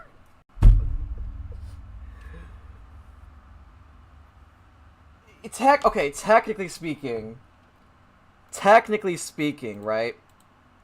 If we do want to get technical about it, this is -2 for Efron. This is -2 for Efron. But it's Mr. Potential Man. He's really good in certain maps. He's really bad in certain maps. It depends on the map you're playing in. Depends on the Survivor team comp you're playing in. Depends on, like, you know, like... the reason why I think this is actually, like... The reason why I think it would be -2 is because of the fact that, like, well, if you're using walls... You can block off pallets, you can block off areas, you can block off certain areas, you can do chip damage and his ability won't be activated, right? What else is there? You can do basically all of that. You can look past smoke screen. You can block chairs from far away. Yeah, like, pretty broken, I think. But... Mr. Potential Man, because that depends on the map, the team comp, how good the Mad Eyes is. Shout out to all my 3.5 Mad Eyes mains out there, bro. I want to know if Efron's passive can go through cages if he's trapped in with Mad Eyes. That's actually a good point. Does it go through the walls? I'm not sure. So, Mr. Potential Man for Mad Eyes. 3.5? Oh, yeah. Chat, I'm coming out. I'm the half. I'm the half. Alright.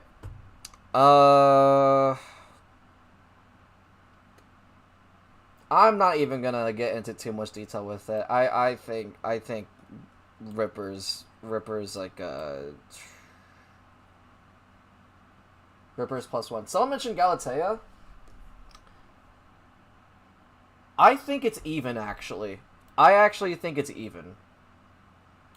The reason why I say it's even is because you also have to consider the angle or where the Efron throws like the you have to consider where Efron actually throws the cage. Because, let's say... Hang on.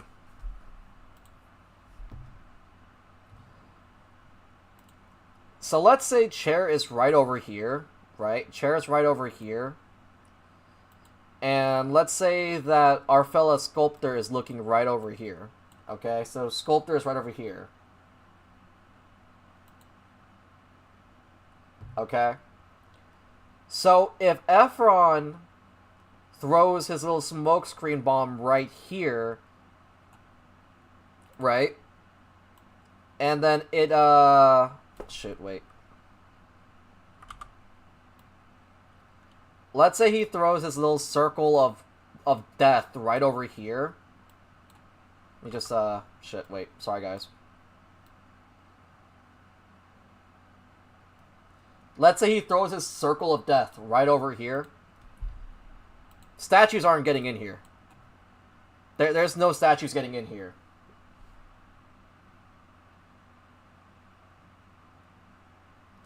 Yeah, so, like, let's say, like, you throw a smoke bomb.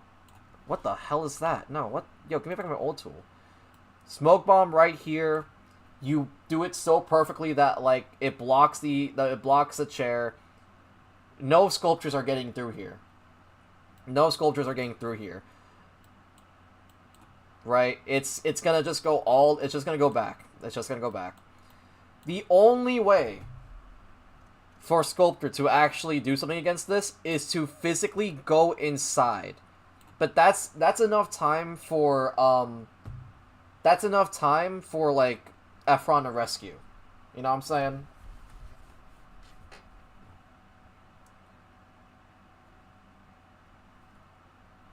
The thing that, you know what, actually?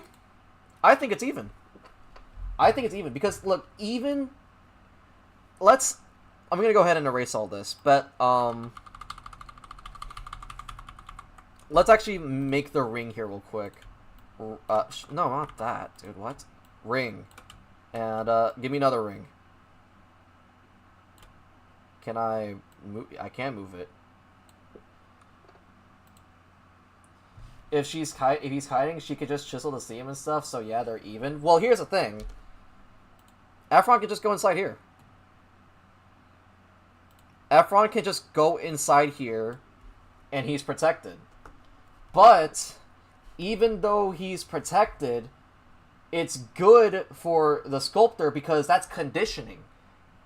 Do you know what conditioning means? I don't know. Whenever I say conditioning, I don't know what conditioning... Do you guys know what I mean by conditioning?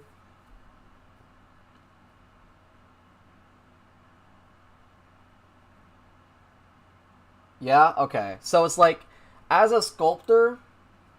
Okay, so let me explain conditioning to you guys who don't know what I'm talking about. Conditioning is basically forcing your opponent to make a bad move or a move that you want, right?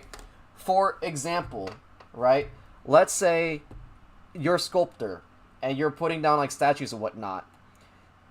Sculptor can make this a literal demon hell by having sculptors everywhere inside here. Like, this is gonna be a demon hell.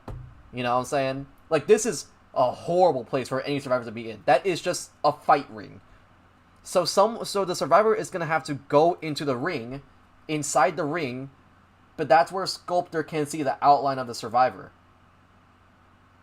That's what I mean by conditioning. You can force the survivor to not go inside the ring, or you can force the survivor to stay inside the ring, or go outside the ring. By just having a bunch of, like, statues over here. So you're forcing the survivor to make a bad move or a move into your favor.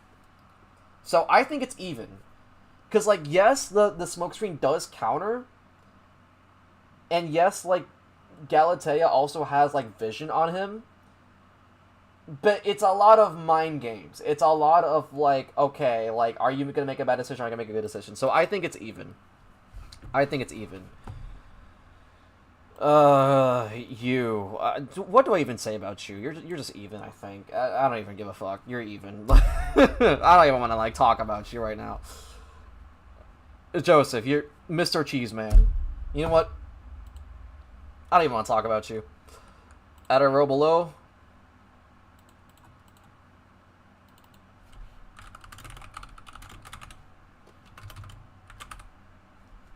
Get your cheesed ass over here, bro. Mr. Cheeseman. You just do whatever the fuck you want. I don't know what the hell you do. Alright, what else is here? This is actually a pretty bad matchup for Bloody Queen. He deserves a spot, man. But, like, where, though? The thing is that, like, so many, like, the only characters that like, really counter Joseph is Prisoner, Doctor, and Barmaid. The rest just kind of, like, just cheese. Like, hey, oh, shit. You're kiting me really good. Let me just ka-chow, take a photo.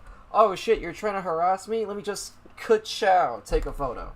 Again, I don't know much about Joseph like that, so again, I mean, I could be very much underestimating his skill level. But for me, the reason why I'm putting him in Mr. Cheeseman is because I genuinely don't know how to rank him. Because none of, like, all of the rules that apply to Efron don't apply here. Like, for example, like, yeah, like, Efron tanks greater than a hit. Holy shit, Efron tanks greater than a hit.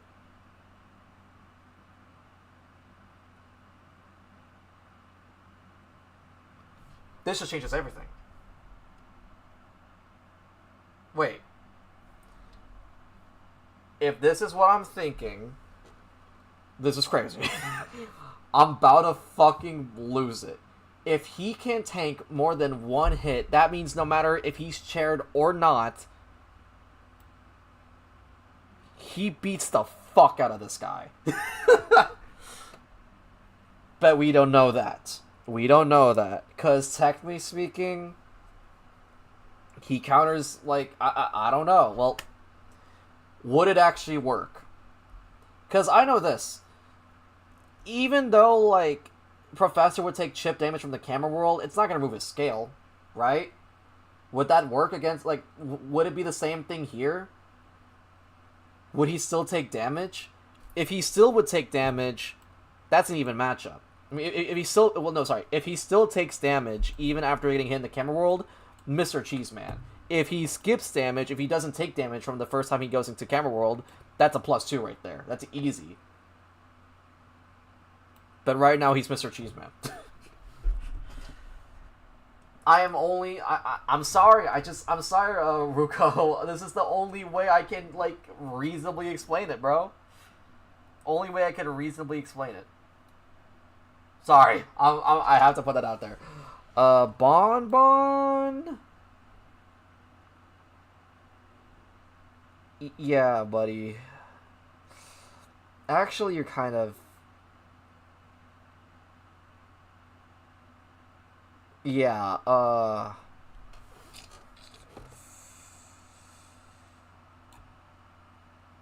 Yeah. I'm not saying +2. I still have faith in him. Because, again, chat, even though he is using his bombs, how does a chair bomb work? So, basically, the way his chair bomb works is that, for all the bombs you have saved, you can speed up the chair time, pretty much. So, like, let's say you have 5 bombs saved. You didn't use bombs at all. You put 5 bombs on the chair. If they don't rescue within 30 seconds, they basically, like, are close to insta-death. We saw in the showcase his chair bombs get deleted when he chair transfers. The thing is with that, though, is that, like, you just gotta be patient. Just, like, don't spam chairs. Don't spam the bombs on chair immediately. Like, carefully assess the situation. That's what I think. Just, like, don't spam chairs. Like, don't spam bombs on the chairs. Just watch where what you have 11 seconds to go to the next chair position, and it's like 38 meters within your range. Yeah, you're slow, but you can get there in time. I think. So you wait, you build up more bombs, you wait out the 11 seconds, you go to the chair, you start spamming them with bombs. And even though, like, and again, like, his ability is different from Sculptor in the sense that, like, it does damage even if you don't get hit by the, even if, like, as long as you get hit by the red. That's all that matters. As long as you get hit by the red. The reason why Efron is good against Bonbon, though, +1 and not +2, is because Smokescreen is good against his bombs. Like, Smokescreen is good, like, if you're kiting, like, Smokescreen is good if you're kiting against Bonbon. That's what I think. Oh, wait a minute. Light bulb.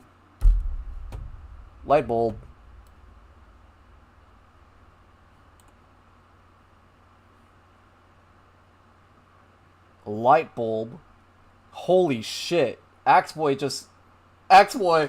Axe Boy, no! No, Axe Boy! You're already not that... You're alright, bro, but like, no! Axe Boy! Robbie! Oh, no! You can't use flame! You can't use flame! Loki thought he could still eat if he used his soul for speed. Well, yeah, but even if he uses soul for speed, the tank ability. He can use the tank ability.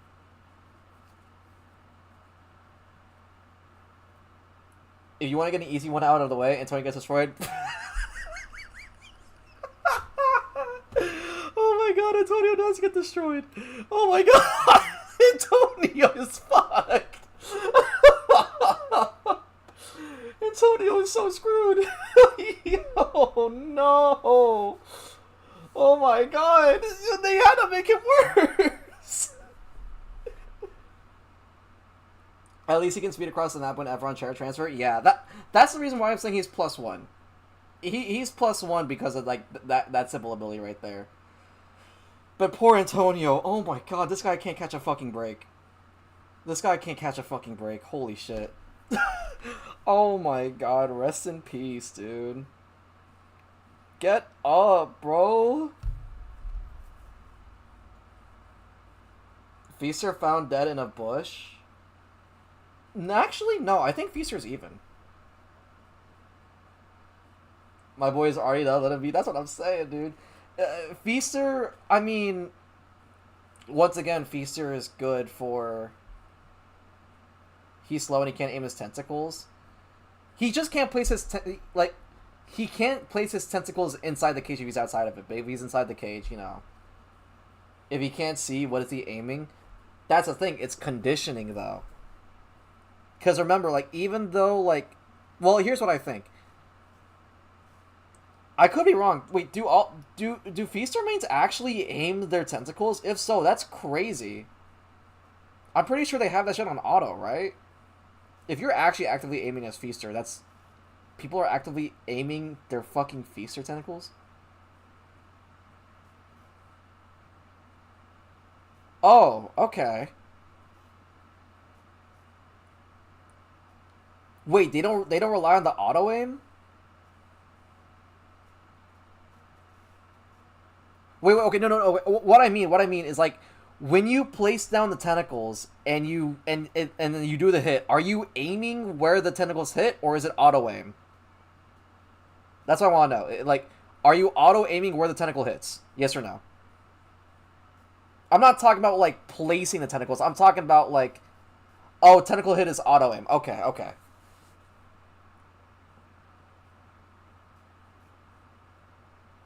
Tentacle hit. I'm talking about tentacle hit. Tentacle hit could actually point out the survivor if I'm thinking correctly.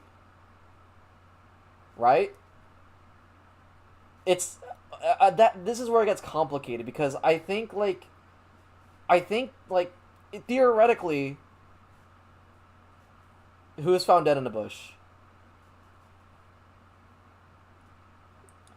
If I think tentacle could actually showcase where the survivor is, even if they're inside inside of the thing, right? That's just more conditioning for you. Wax art. Oh yeah. Oh yeah, yeah. Oh, this is so funny. Oh my god, wait, yeah, this is +2 against all of the meta hunters. Plus violinist. Poor violinist. Oh my god, bro. So like maybe if he can still use tentacles outside of the smoke, while inside he can still be decent. Yeah, I still think it's even. Like the only issue is that like you can't aim tentacles from far away, but realistically you're not aiming tentacles from like you're not placing a tentacle from far away. You're using tentacle to condition. Right? I mean, I don't know. I still think it's even. I think it's even.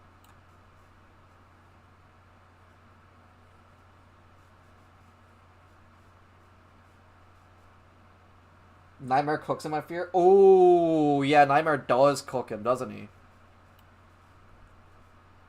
Wait, Nightmare so cooks him, right? Nightmare totally cooks him. Because, like, you could see where he's at because of his ability. He can TP to the other chair. That's super good against... Wait, that's super good, actually. Yeah, y'all actually are... Y'all got a good point. I mean...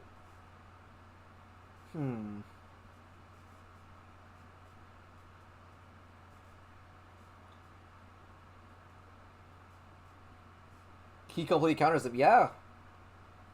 I mean, all of his abilities are kind of on lockdown. Efron counters his late game pressure though. Wait, how though? I'm curious how. Is it? Oh no! Like, is it right? Is it because of like the like switching, being able to switch chairs, and like having to be able to like have more crows on like gates and chairs? Is that what it is? Movie. Enlighten me, bro. I'm curious. He double hits normal hunter, so kills the free hit. Yeah. Yeah, because it doesn't put him in stun, so he can just hit twice. Right? Wait, no, hold on. Does his first presence allow him, like, dash twice? I wish his first dash thing made the hunter go into recovery because fast hunters like Smiling Geisha will counter if he's a rescue. Yeah. That's true. Yeah. It's still good though. I mean, it's just not crazy broken, I think. It's good against like some characters, but not like all, I guess. I actually think Geisha might be even. I'll explain in a minute. I think Geisha might be even. Blocked Tro. Yeah. Oh, wait, you're right, because it blocks Crow because of the... Ooh, okay, so I don't think it's -2. I think it's -1 then. Because you still have to get to endgame, I think. It does block Crow. That's actually kind of important. Yeah, you got a point. That's true, that's true. Jane question Hermit. I'll get to Hermit in a minute. Let me talk about, whatchamacallit. Let me talk about Geisha. Because I actually think Geisha's kind of even. Like, even though, like, he's still going to be close to Efron, right? Again, we have to consider his ability, right? It lasts for 15 seconds. After 15 seconds is over, he's vulnerable. I think he could, like, still use butterflies in that sense. But also, like, I feel like you could condition it with, like, conditioned by going inside the cage and like playing around with that. I think it's pretty crucial for Nightmare. Yeah, Mui, would you put Nightmare in like? Do you think Efron is even with Nightmare, or do you think like Efron is like slightly losing to Nightmare?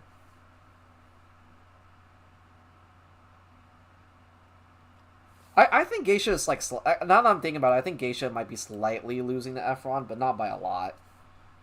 Because they are buying time. That's that's definitely important.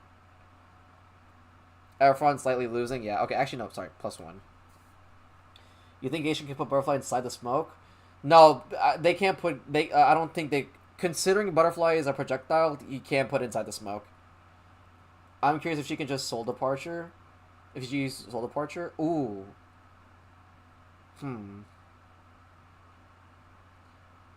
How badly do you think he's gonna get nerfed? I don't know. I hope he doesn't get nerfed.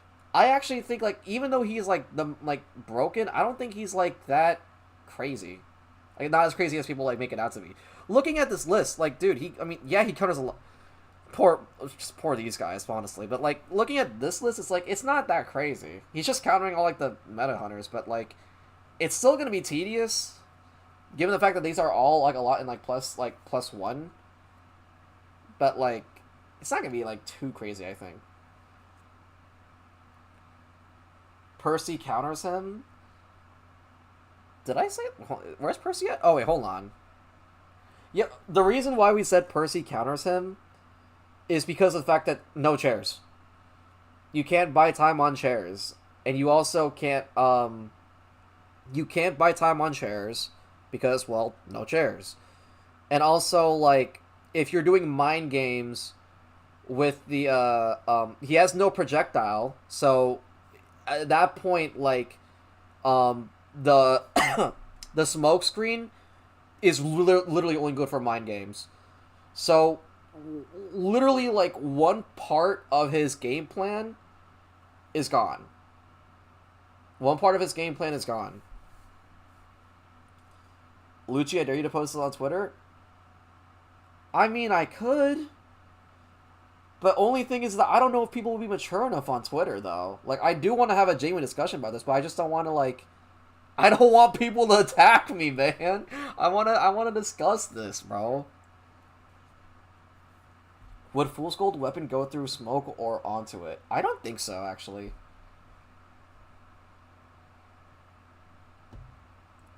Either way, like... I think this is even. When I say something is even, that means, like, I don't think that's, like, there's, like... It's even if you're just going up against, like, their abilities, like, their annoying abilities. Nothing crazy. Lucci, did you see what they did to Zeus for slightly saying he didn't like Lanternus? I'm gonna be honest. I'm so sorry to say this. That's just the Zeus treatment. That shit exclusively happens to Zeus. I'm so sorry. Like, Zeus, I don't know what the fuck it is. Zeus got, like, the rage bait gene somewhere. I don't know what the fuck happened. Whenever this guy posts anything on Twitter, them motherfuckers attack him, bro. Rest in peace, my goat. Like, this motherfucker cannot breathe. Like, oh my god. Zeus is just a magnet for that? Yeah. Yeah. It's unfortunate, but yeah, Zeus is just a magnet for that. Okay, so Hermit... Actually, yeah, Hermit is also... Hermit's +1, actually. Hermit, like, Efron is actually decently good against, decently good against Hermit, because, once again, projectile character. Right? Like, if you get hit... Like, oh, what? Inactivity. I'm active, though. What do you mean it's restricted? Unoriginal reproduced content? What? You're Alive is not eligible for recommendation and restricted in search results because it contains unoriginal or reproduced content. This is in line with our For Your Feed eligibility standards under our community guidelines. What the fuck did I reuse? What the fuck? Bro, are you dead ass? Alright, well, I guess I was sent to the Shadow Realm. I was sent to the fucking Shadow Realm of TikTok, I guess. But that's fine. I already got 11 viewers on TikTok. Shout out to all y'all here. Did you have the audio on for the front trailer? It's copyright? Why the fuck is that copyright? Are you dead ass? Oh my god. Alright, you know what? I'm not gonna be mad right now. I don't know if... I don't know. I wasn't interested in any of the 3 new characters. I think I'd like Lanternus more if she just didn't stand there like... Yeah, no, I hear ya. I'm chill with them. I'm gonna be real. I'm just getting burnt out of all these new characters. I really... Like, I'm gonna be real. I could honestly care less. I hope it doesn't come off as me, but, like... Maybe it's just me. Maybe it's just me being an old gen and me being Onk, but, like, there's just too many new characters. I can't deal with it, like... Not deal with it, but, like... I'm glad the Q&A said they might slow down character releases a bit. You see, they said that, but then they released 3 characters. Like, I don't know, like, I saw a statistic that said that, like, the release rate isn't that bad. But I don't know, it feels bad, doesn't it? Like, doesn't it feel bad for some of y'all? Am I the only one that, like, it feels bad for me? Also, did my music end? I think my music ended. Huh. No, it didn't. I think that's just because of Koa, though. Efron's now, Amanda will come to, like, the fall and cruises this summer, I think. Yeah, but I'm pretty sure, yeah, I mean, I guess.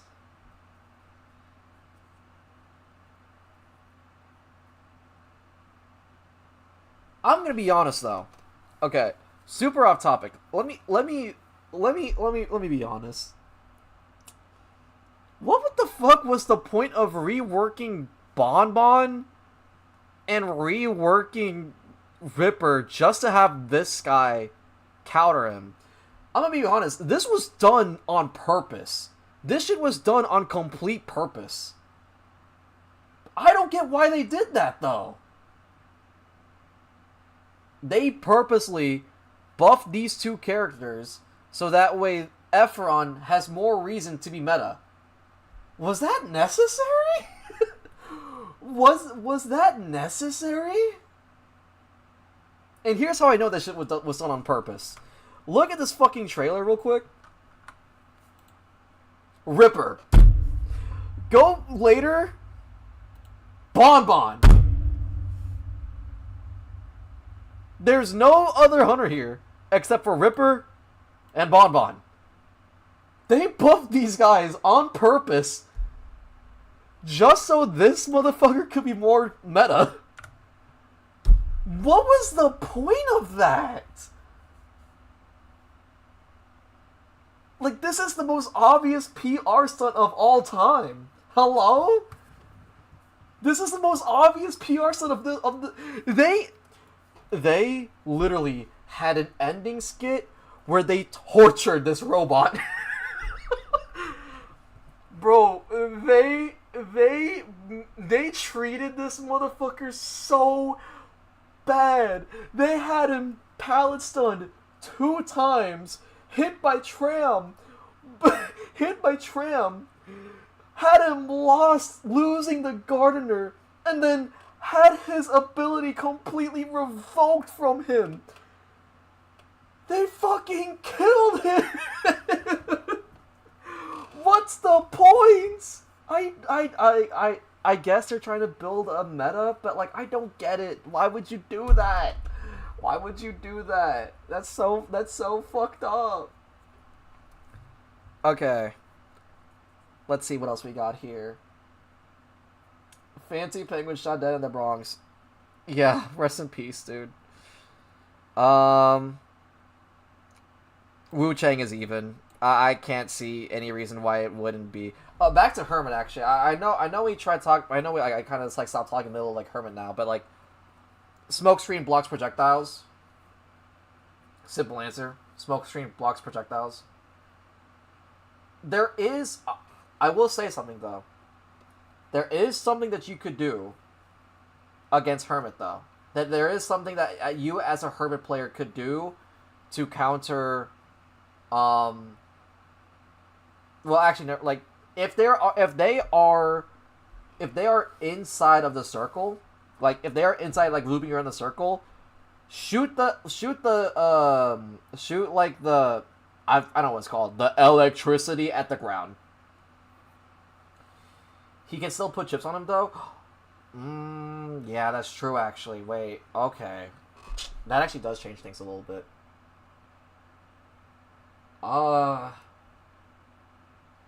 Okay, but here's the thing. He relies a lot on his, like, early game. From what I saw in Koa, and, like, from what I saw from other people, what's this tab about? We're talking about, who Escapologist would be good against. So we're discussing, like, +2 is who he would be really good against. -2 is who he would suck against. But yeah, also wait, no. Naya -1, no, Naya. Why did I have Naya at -1 again? I know I moved him. I still think he's like. I'll put him there again. I forgot why. Does anyone remember why I transferred from -2 to -1? Anyways, sorry about that. Hermit, like, especially for like first down when you need to get like as much hits in, getting chip damage, like, yes, it bypasses the ability, but also like the projectiles are gonna just like suck. And also, like, let's say you get like a soul, like, actually no, you know, the more I'm thinking about it, I feel like this would be +2, right? The only way you could literally fight Hermit as Efron, the only way that you could do good against Hermit as Efron is to leave Efron alone and switch to a different target, and then just get him down with chip hits, I think. What is the new survivor's ability? I'll have to discuss that a little bit later. Okay, I'm actually getting a lot of TikTok viewers here. That's crazy. What are we ranking? We're ranking how good Escapologist is good. We're ranking how good Escapologist is against these like hunters, pretty much. -2 being he sucks against them. +2 is being he's amazing against them. The new survivor's ability, that's kind of a loaded question. I'll answer a little bit later. But actually, could someone answer SQSLZD's question in the TikTok chat? But yeah, I'm kind of curious what all is considered projectile. Knowing IDV, it's not always consistent. That's the thing. That's the thing I'm curious about. Because, again, I said this already before. If Peddler's Vine is not considered a projectile, then it's 0. If it isn't considered projectile, if it is considered a projectile, that's +1. Oh yeah, here's explaining. Let me explain Mr. Potential Man and Mr. Cheeseman. Mr. Cheeseman is just such a weird hunter to like put a matchup against that like I can't even think of an argument. I genuinely cannot think of an argument. I will say though, if Efron is able to tank Camera World hits, then immediately +2. Really good against Photographer. But we don't know that, so Mr. Cheeseman. And Mr. Potential Man, Mad Eyes. Who the fuck plays Mad Eyes? I know everyone in HS server plays Mad Eyes, from what someone said, but also, like, you have to find the right map, the right team comp, you know, the right team comp, shit like that. So, Mr. Potential Man. That's why I have him here. Soul Weaver, I would even say even. Just, the only thing he really counters is, like, the web shooting thing, but honestly, that's not that big of a deal.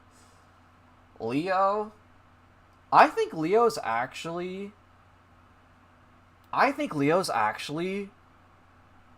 good against this character. Ooh, wait, Leo's actually good against this character. Because Phantoms could easily chase down Efron. And it's actually good for being able to detect them. Yeah, Leo's good against this guy. Matter of fact, I would even go as far as to say this is +2.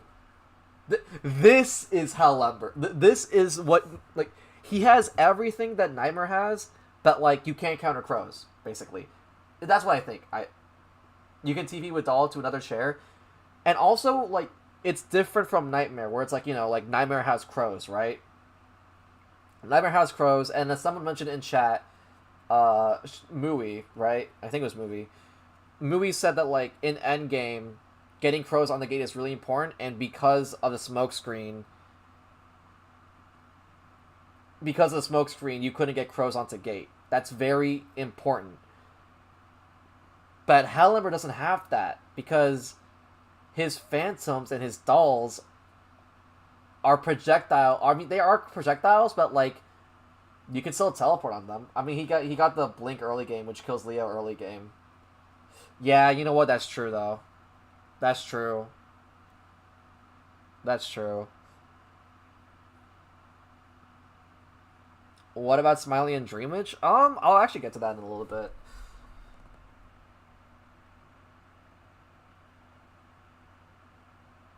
I'm thinking about it now.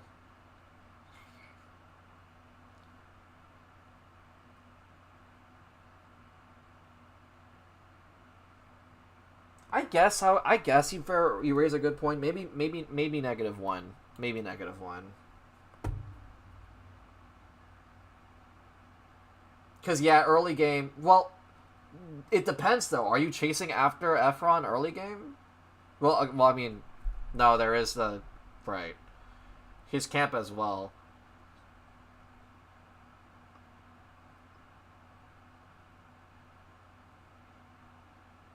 I think it's like Professor, where it's like good for one free hit, I guess, but I don't know. Dreamage can't see him with the leech. Here's the thing. I'll put Hellenberg at like -1 for now, because I think there is potential there. But here's what I think. Efron is actually good against Dreamwitch. Yes, you could see them through the smoke, or you could see them and whatnot with like whatever. But here's the thing: if Efron changes, if Efron like changes the changes where the person is chaired at, that means that Dreamwitch has to control the other body and have them go to the other chair, or the Dreamwitch main body has to go to the chair itself. I don't know, like, is that big of a deal? I think it is, but maybe it isn't. Is that a big deal for you guys?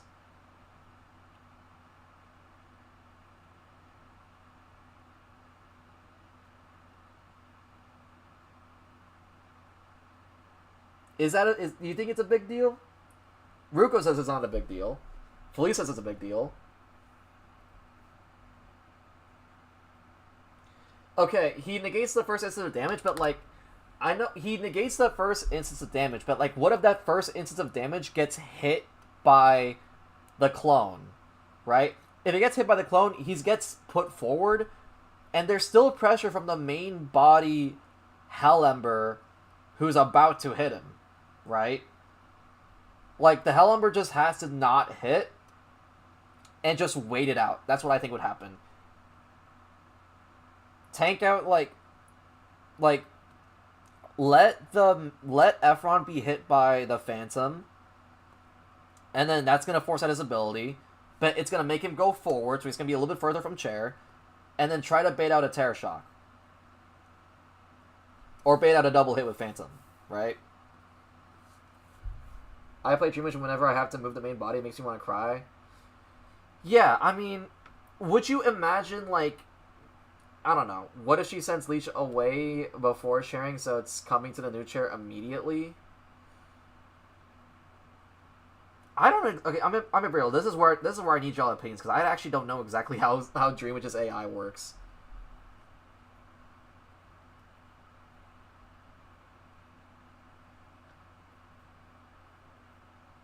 Because, like, Mr. Potential Man, know what I miss? Oh, yeah, Mr. Potential Man is basically, it literally depends on the map, the matchup, and everything.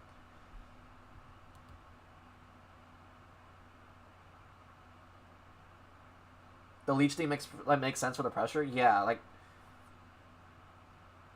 the fact that, like, you even have to, like, consider, like, okay, do I move the main body? Do I move the Leech? That itself is already enough pressure. That for me justifies putting him in +1.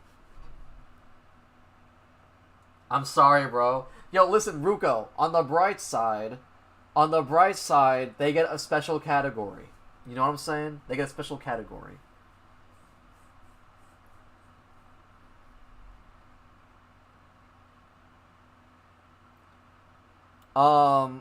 Someone mentioned Clown.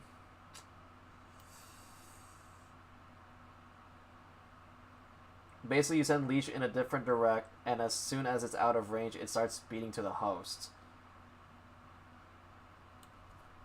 You send Leech in a different direction, and as soon as it's out of range, it starts speeding to the host. But that's still gonna take time for, like, the, You still have to move the host, and you have to move the host, though. And that's enough pressure. You have to move the host, and you have to move the Leech out of the position.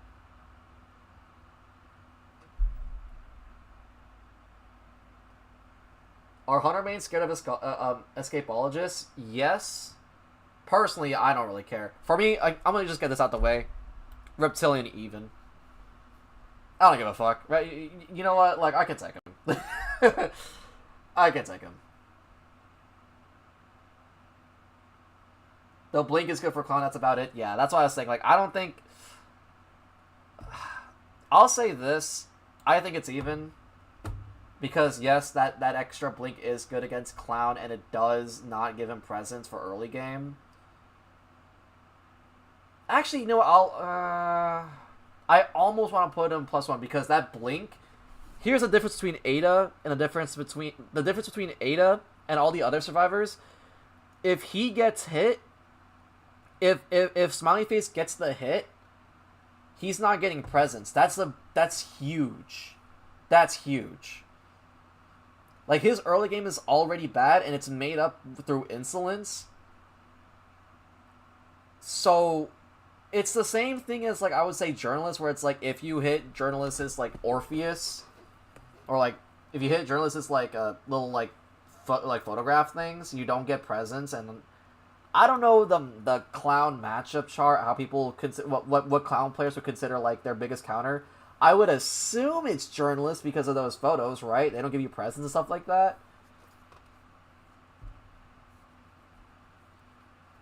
Like, he could ignore chair transfer and smokescreen. Yes, that's true, but also, like... Also, like...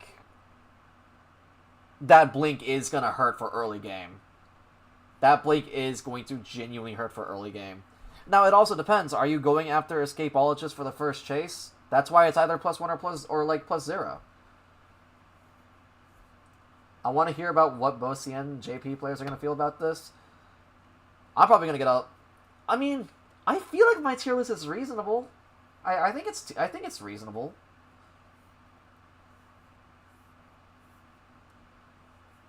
Oh, wait a minute. Oh my god!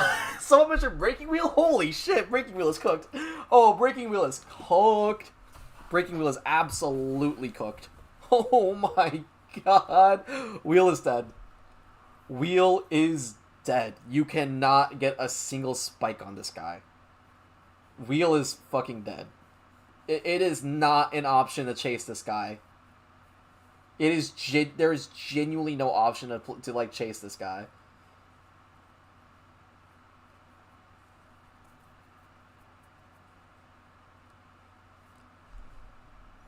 Disciple, hear me out. Well, I'm gonna put him. I'm gonna put her in even for now, and I wanna discuss this. Smokescreen blocks cats. Would a Fool's Gold Axe count as a projectile? It would, but like it's not gonna do that much. It just closes distance. Like. It's not gonna ruin your whole entire game if you can't get right on the survivor, you know what I'm saying? They're kind of even. Here's why I think they're kind of even. Yes, Smokescreen blocks cats, but also and dash. It doesn't block and dash, it just blocks cats. Wouldn't Efron's passive kick him while he's stunned too, though? Oh my god, you got a point. Okay. +1. Never mind. Disciple cooked. Disciple is cooked. Well, not cooked. Not that cooked. Camping's not gonna be that bad. But like, I still think it's not. I still think it's gonna be like all right. Can you explain Naiad? Sure thing. I think at some point I moved them to -1, but I guess it's -2. So first things first. Naiad always carries, or most of the time, Naiad carries Giant Claw. If you're carrying Giant Claw, that means you can carry them to a chair that you prefer, right? Like, let's say that there's a chair that's around a lot of chairs that don't have good rebound potential, right? Then Naiad can purposely use Giant Claw and either take them to basement or take them to a chair that is around bad chairs, I guess. Right? That's what I think. That's why Naiad is good against that. Second thing is that Naiad can completely block off the area where could completely block off Efron's like circle. Naiad can completely block off Efron's circle by just like making everything human, and like it just pressures him off it pretty much. So that's why I think Naiad counters him pretty hard.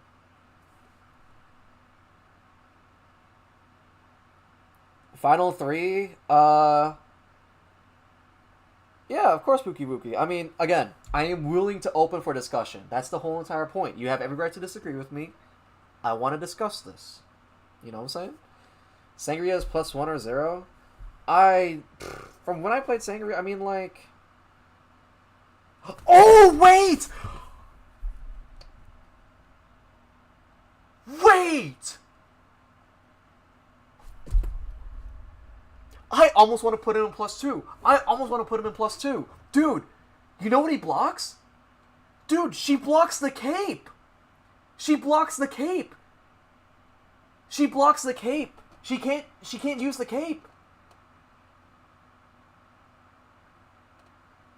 Depending on the map, that is very much +2.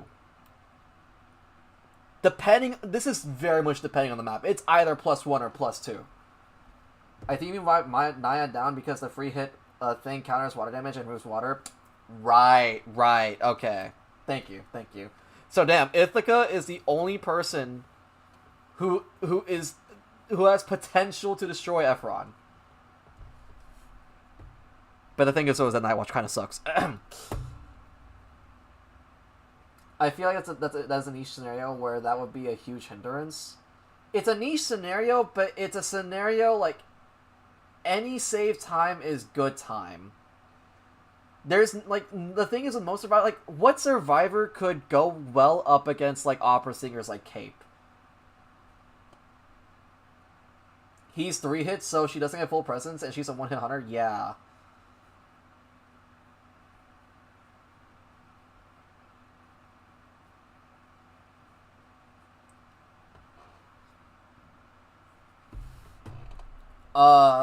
Let's see.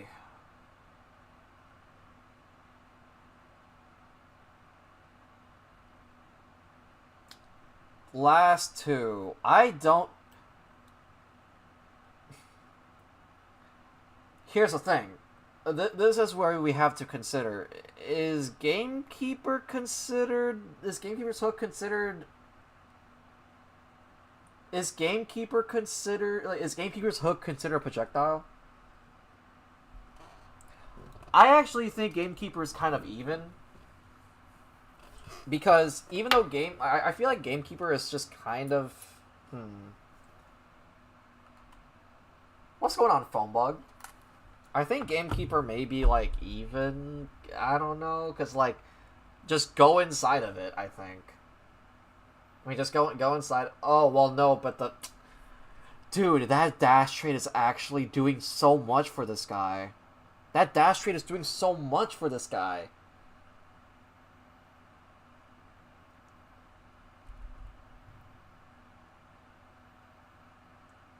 That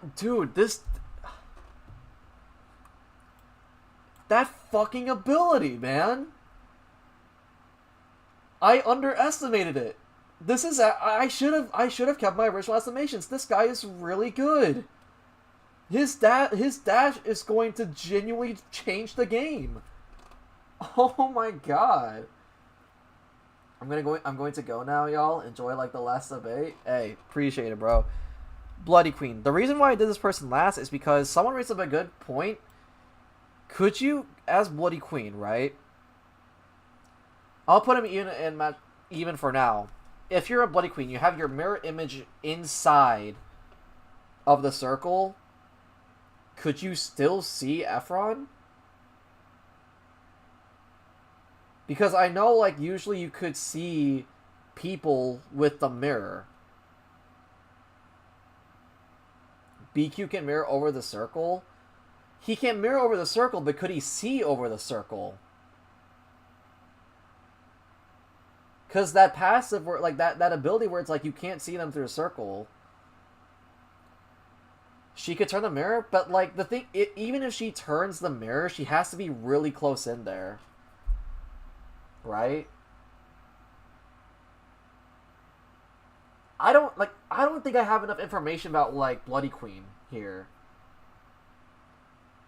Because again, Bloody Queen's mirror can also be considered a projectile. No, that's not it. It's if you're in smokescreen, can your mirror image be seen? That's the big question.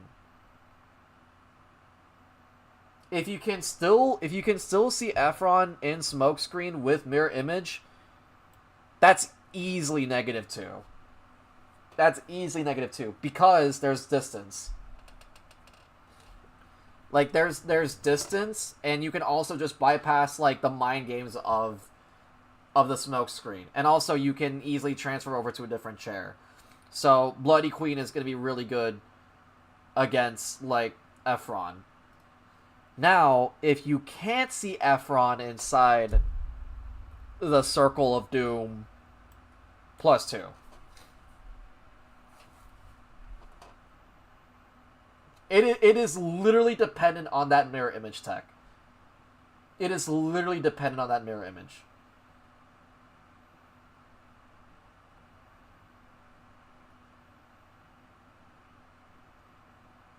So yeah. I think that should be it. Do we have any last thoughts on this tier list? I might give some background info if someone's testing him out on the CN test server. I hear ya. He can block a mirror hit, so that might be bad for her. Yeah. The thing is though that even if he could block a mirror hit, it's not again. Y'all need to remember it's not actually activating hit cooldown. That's important. I heavily disagree on Goat, but besides that, why do you disagree on Goat?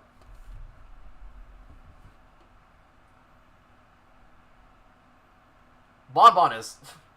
They tortured Bonbon in that trailer, man. I'm still like... That's why they buffed them? That's why the rework is there? That's what it feels like now.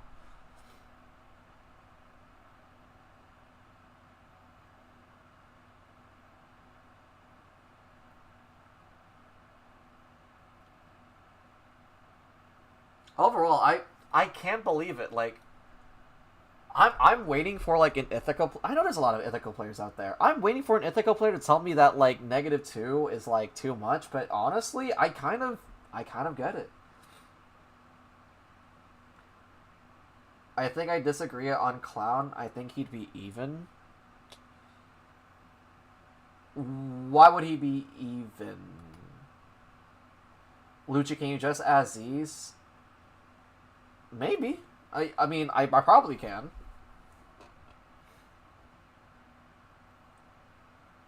I don't know if I want to bother him late at night, though. He's just now finally fixing his sleep schedule.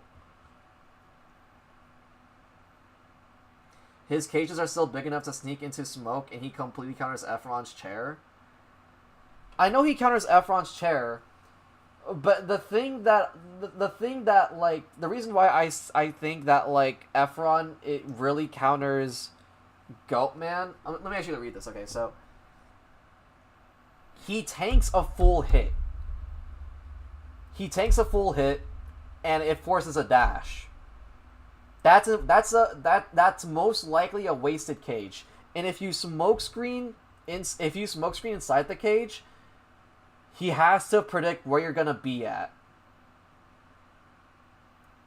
Cause you can't see like let me actually pull up MS Paint again.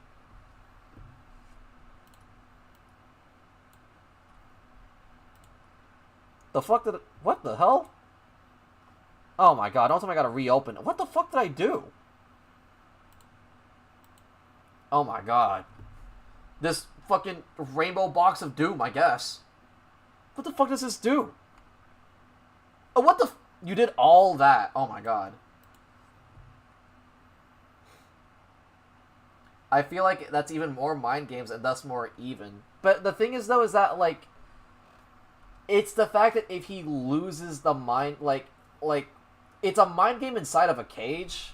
I guess that's a big thing. Like, it's easier to deal with like a raw survivor mind game you inside a cage, but now you're dealing with a survivor with like an ability that can aid in the mind game assist. That's the thing that's like, that's the thing for me, right? Like, let me just, Goatman Cage. No, like, make that red, man. Please. Yeah, make that red, and then let's just make Efron's, like, some like, a little bit small. Something like this, right? And I'm gonna have my little goat right here. This guy is gonna be Efron. This guy's gonna be Efron, bro. As Goatman, right? And I'm gonna make like a red square to represent the Goatman, right? You don't basically, if you're Goatman, right? You don't know if he's gonna be over here. So like, let's say you walk over here, right? Huh. You don't know if he's going to be over here, because guess what? You can't see him. So, you can, or let's say, like, he's over here, right? Like, here's an example of a missed mind game. Here's an example of a missed mind game. You don't, oh shit, wait. You don't know where he's at because it blocks visibility, so you just walk over here to go inside the cage. Oh, but look, he's, like, already on the other side. So, he can just walk through again, okay? And then he can just walk backwards and forwards inside of, like, the little, like, smoke. You know what I'm saying? And then, like, it's just gonna be, like, a bigger mind game. And then, that's not even considering the fact that, boom, like, let's say he tanks a hit, because he could do that. He tanks a hit, and then Cage runs out. That's the thought process I'm having.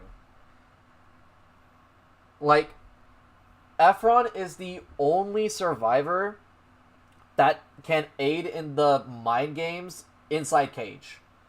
That's not easy for other survivors to do, I think. Can't wait for Asia players to figure the job, guys. Yeah, that's true.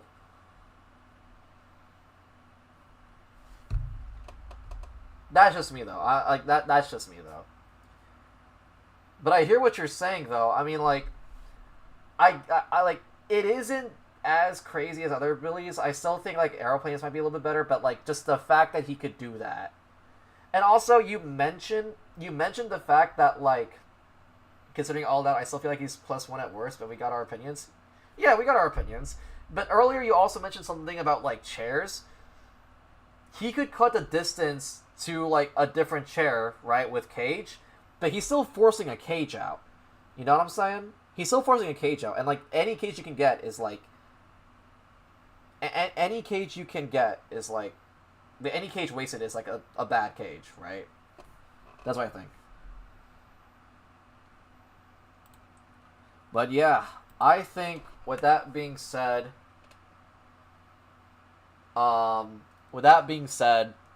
I think that's it. I'm gonna DM Z's. I'm gonna ask him his opinion. We're gonna get down to this Night Watch thing, because I'm genuinely curious.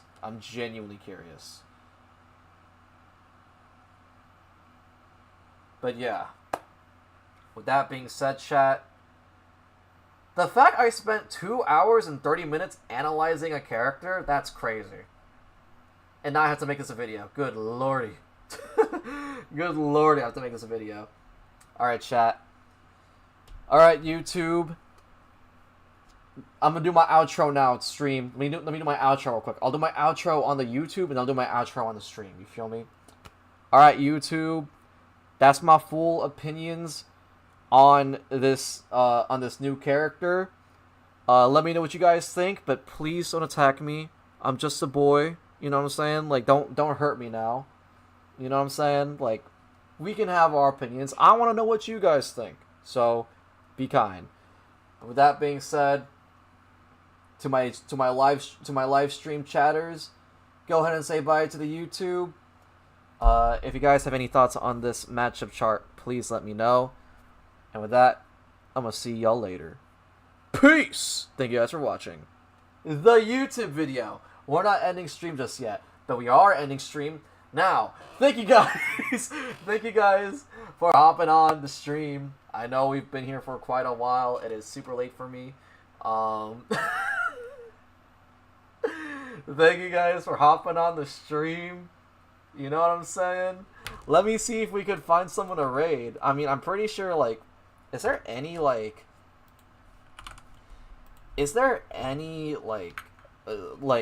non-English, oh, shit.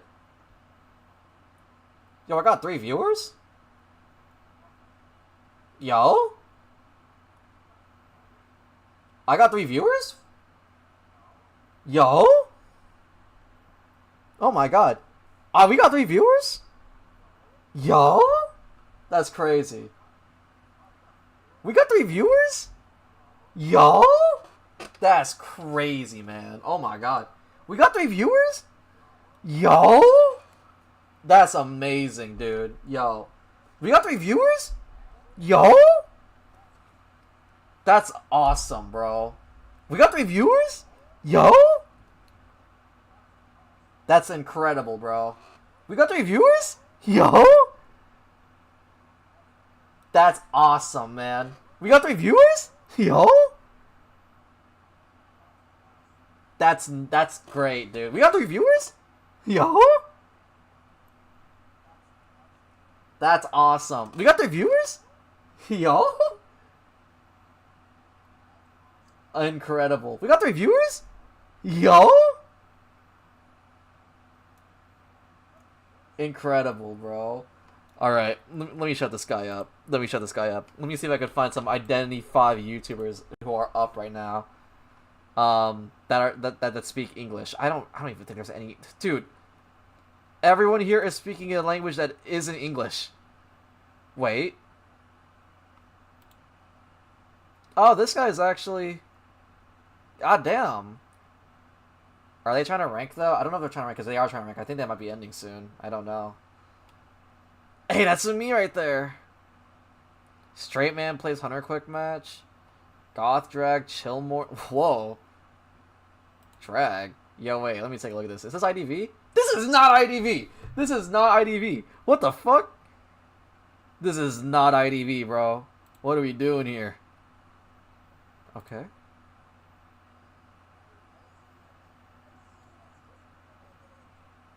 Okay, I don't think that's English. Alright. Here we go. We're rating your boy SS Salfas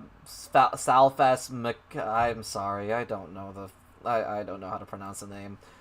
Chat, anyone on the YouTube, the TikTok, if you guys have a Twitch channel, please do me a favor and raid this guy. Oh my god, wait, they got all the Thief stuff?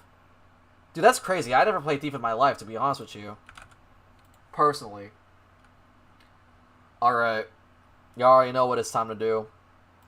We're hitting this person with a raid. Boom.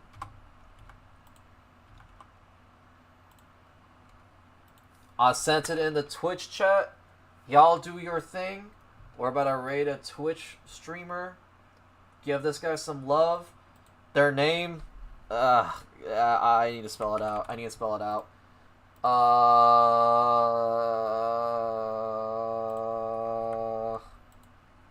Boom. Spell it and check out their Twitch channel. With that being said, chat, I'm gonna... Are they Russian? Oh, no. I was about to say, wait. You know what? Fuck it. Too late. We're in here. We're rating them. With that being said, I'm gonna see y'all later, bros. Peace! Thank you guys for watching.